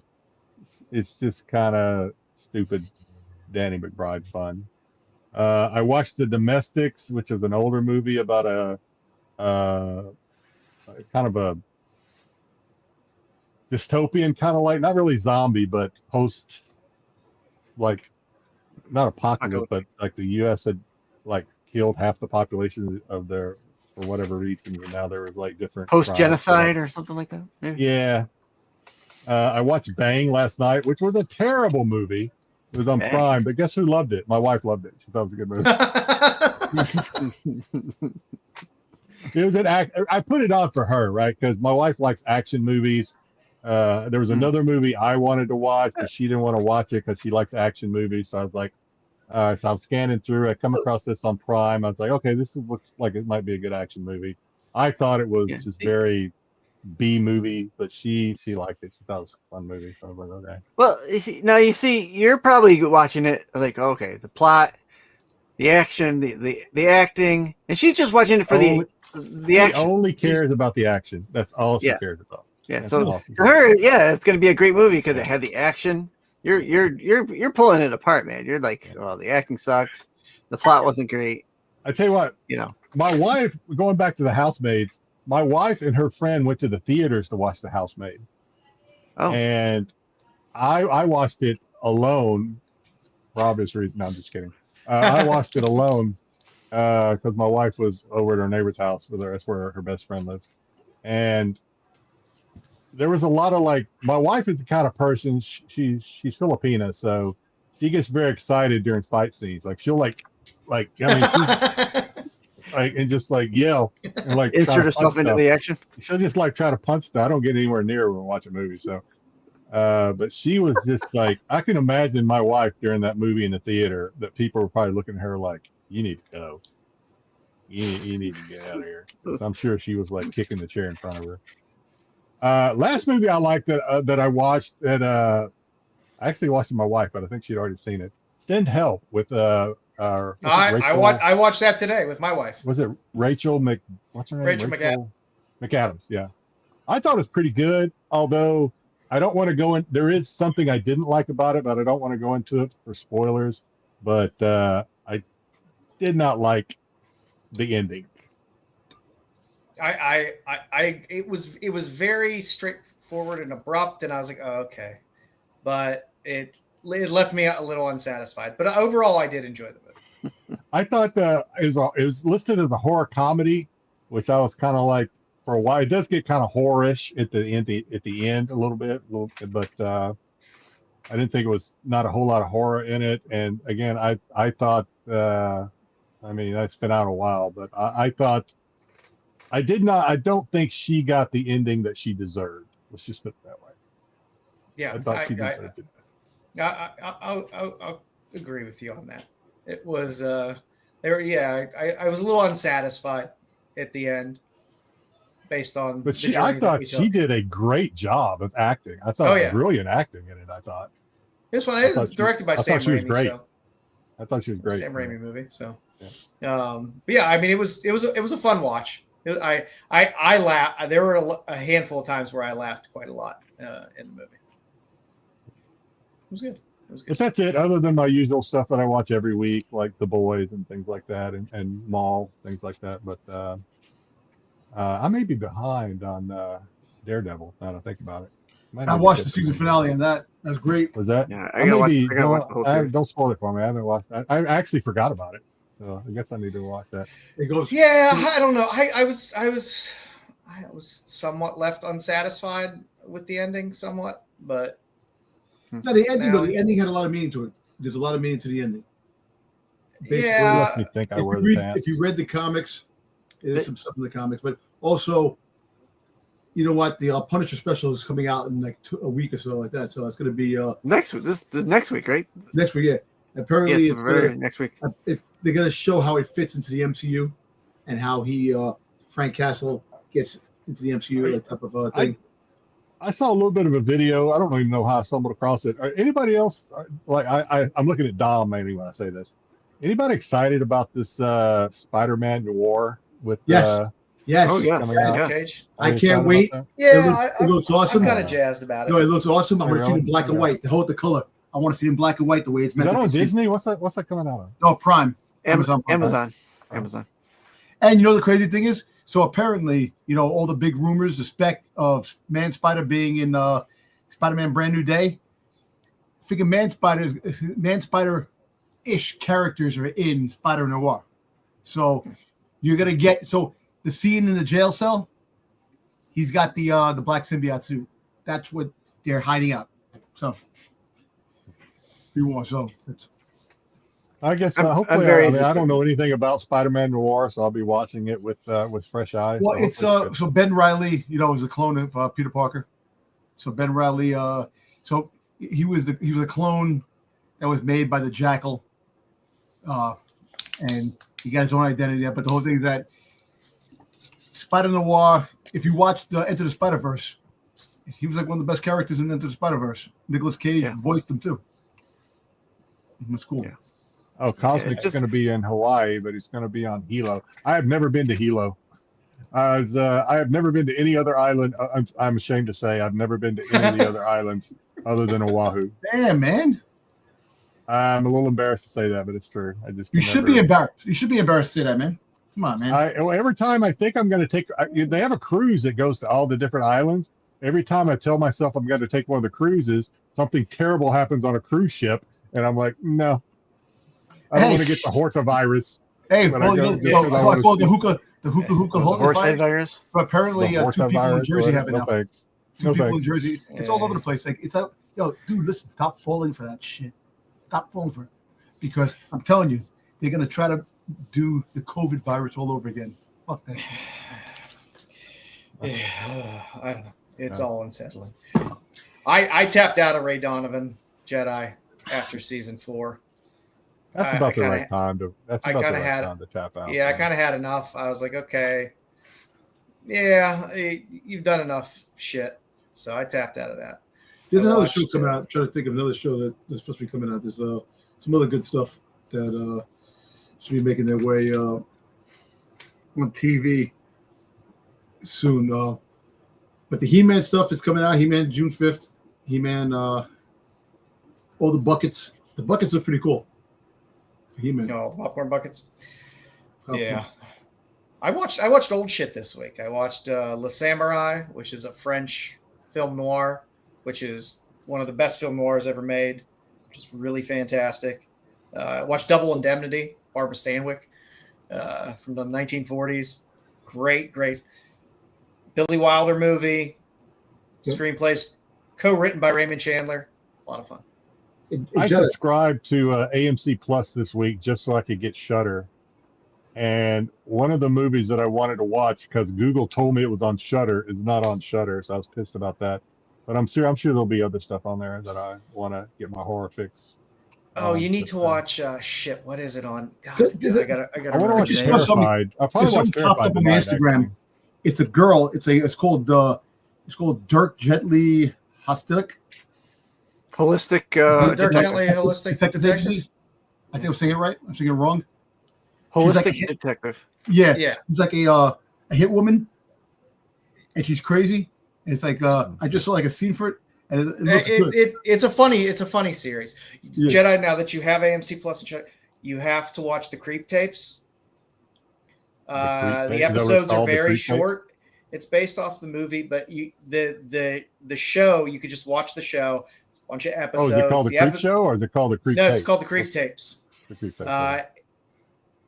Basically, it's a serial killer who just invites people to his house to film and do different things, and then he kills them. I don't like torture porn. Though. So if it's torture porn, I may not be into it. But it's unbelievable. I laughed my ass off through the whole thing. It is funny. I don't get into, but I don't like it.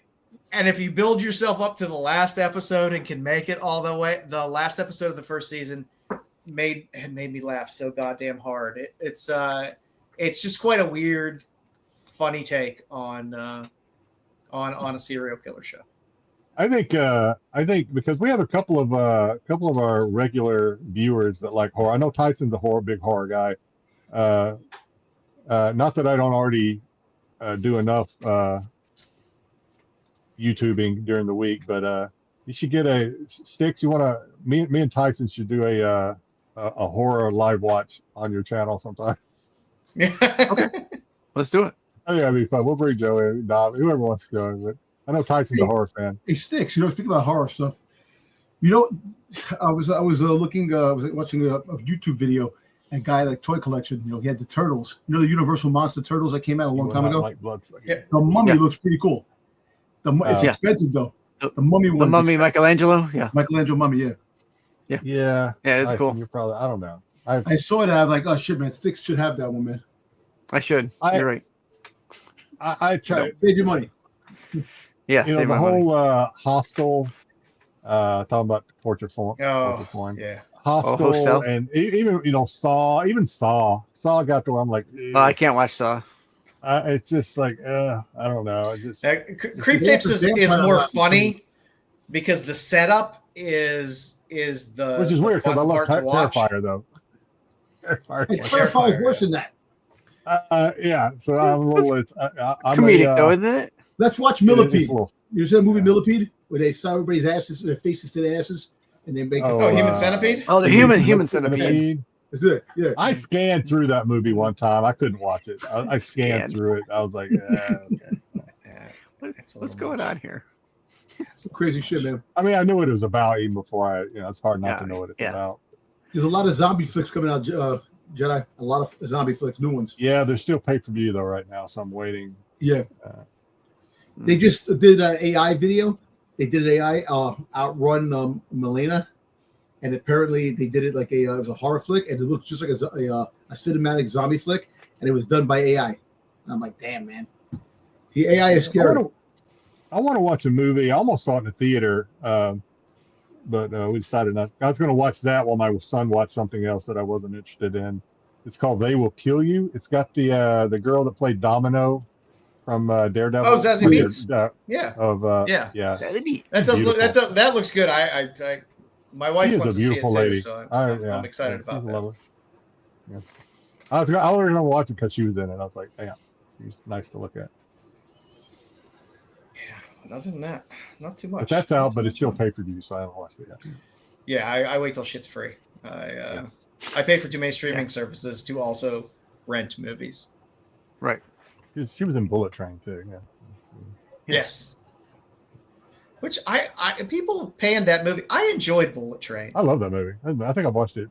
If I watch a movie more than once, that means I really like it. I watched it. I watched it again last week. I was like, I want to watch Bullet Train. All right, that's Money Train. I'm thinking Money Train. And I'm thinking Money Train. You're thinking Money Train. Bullet Train, Brad Pitt and Brad Pitt. Mm-hmm. In the same vein for me this week, I decided to watch yet another 50s sci-fi horror. So I watched The Attack of the Crab Monster. Oh no! From 1957. Does that movie come with a free comb? Well, it does. I can picture Styx watching these movies with popcorn, and just like popcorn flying. The monster. It does star Russell Johnson. If you don't know who Russell Johnson is, he played the professor in Gilligan's Island. Oh, really? All right. Yeah. So, same thing. Nice 50s schlock movie. I enjoyed it. So, it's free on Pluto TV if you want to watch it. So, Pluto TV. Pluto and Tubi are both great for finding stuff like that. Mm-hmm. Anybody see the new trailer for Evil Dead, the Evil Dead movie? I saw that. Yeah, no. I saw that. No. Yes, it looks. The body, the blood weird. was dropping down. The bodies, wherever it was dropping down, and blood. Anybody watch the last one? I don't. Evil Dead Lives or whatever or Rises. I did watch the last one. It was it was actually pretty good. I haven't watched it yet, so maybe I should watch it. I don't think you need to. I don't need to. Okay. I'd say Evil Dead traumatizes me because of my childhood. Because I grew up like out in the country. I'm talking about like out in the country, and now Evil Dead. Once the whole like Evil Dead 2 Army of Darkness stuff, it took a comedic turn. That's different. But the first Evil Dead that came out, first one it freaks you out. Yeah, it was scary because I lived out in the country and we had a satellite dish. But my mom, God bless her, I shouldn't say she was too cheap because she got us a satellite dish, but she wouldn't get Spring for the remote control that would turn the dish by itself. So we wanted to go from one satellite to the other, go like HBO to Cinemax or whatever. Me and my brother, one of us had to go out there and crank that motherfucker. Holy cow! Had to turn it. And I'd watch The Evil Dead, and every time and it wasn't like, it was like maybe 50 yards from the house. And so we had to go out there, and the whole time I'm out there, I'm picturing that camera rise up off the ground and start like it did in Evil Dead. Scared shit out of me. I went like I was out of breath when I got back to the house because I ran the entire time, just like. And yeah, not that 50 yards. I was in good shape back then, but 50 yards at full sprint kind of shook the wind. But anyway, yeah, Evil Dead traumatized me even as a child. I probably shouldn't have watched it. I probably shouldn't have been allowed to watch it, to be honest. It was great.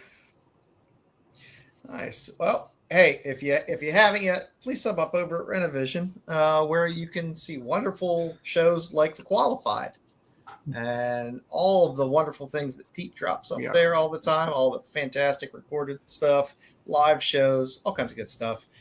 Sub up to Bruce over at Kingdom Nerds _, where he has a fun show on Fridays before our show. He has a Sunday show. No Sunday show this week though. And I know he has his Get Focked FOC show, and I think he's rolling out a few other fun little shows as well. So check it out. Check it out. You can always catch Styx Boy on his channel on Tuesdays, where we do a little Doctor Who rewind. Always a fun watch. And you can join Styx and Dom and Matt from Absolute Geek Podcast for their wrestling show off the mat.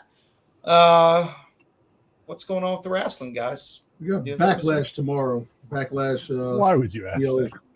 So we're gonna see who become Supreme wins. Yeah. Who keeps their job? Yeah. Yeah. So on Thursday we went through the card for Backlash. We made our picks.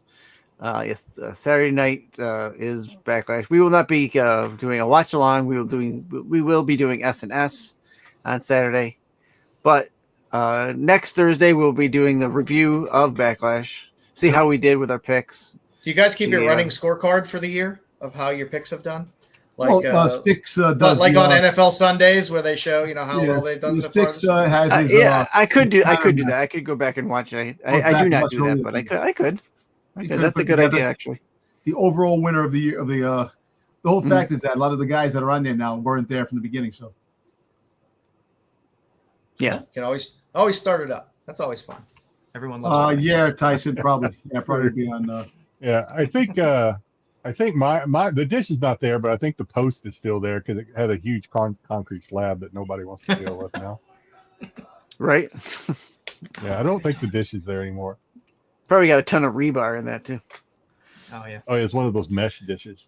So I'm sure somebody took it for metal. So, it's been recycled, sold for scrap. As always on Renovision, on Fridays you could catch Pete's CBSI Hot 10, which normally drops sometime between 10 and 11 o'clock. You can always catch us 9:30 on Fridays. You can. You said there is an SNS tomorrow? There is, yes. So you can catch Styx and Matt and Sam. Go at it on Saturday on S&S for all your non-sexually related comics. Yeah. Very figuratively. On Sunday, I'm sure there will be spirited debate about Maul on Tales from the Dark Side with Dom and by spirited you mean a lot of yelling. Marco, I know what's good, and if they don't like it, screw them. There you go. Stand your ground, Dom. Stand your ground. Yeah. Don't give in to the hate.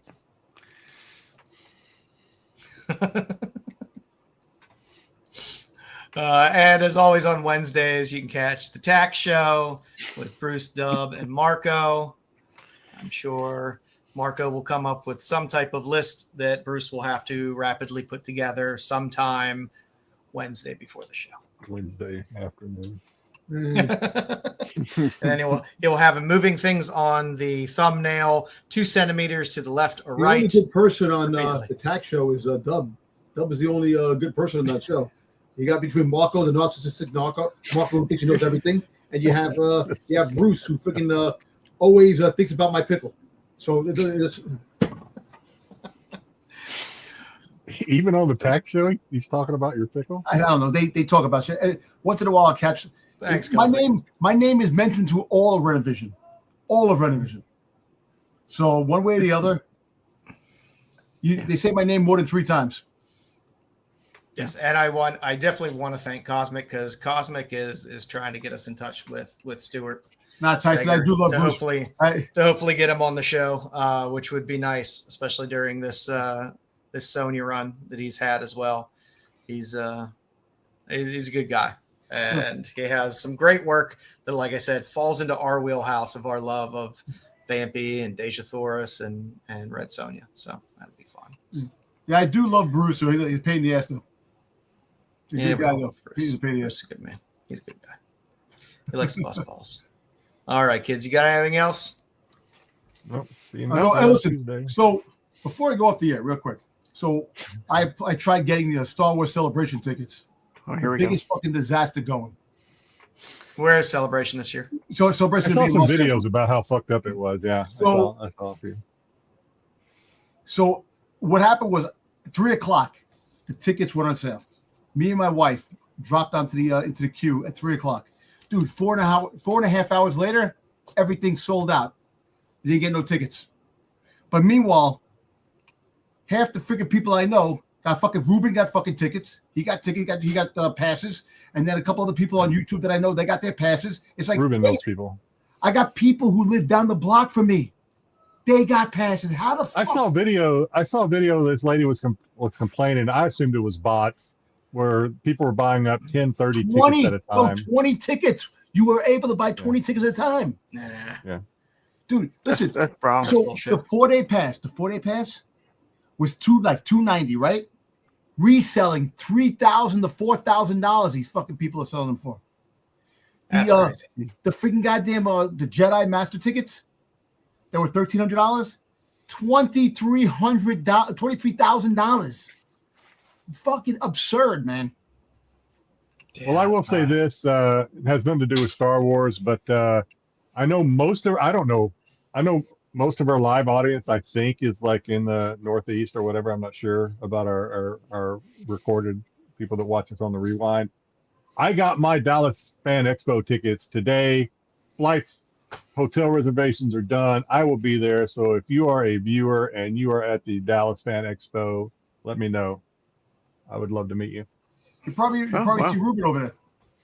I see Ruben. I thought about that. Yeah. But anyway, it was a disaster. Joe said he's driving down.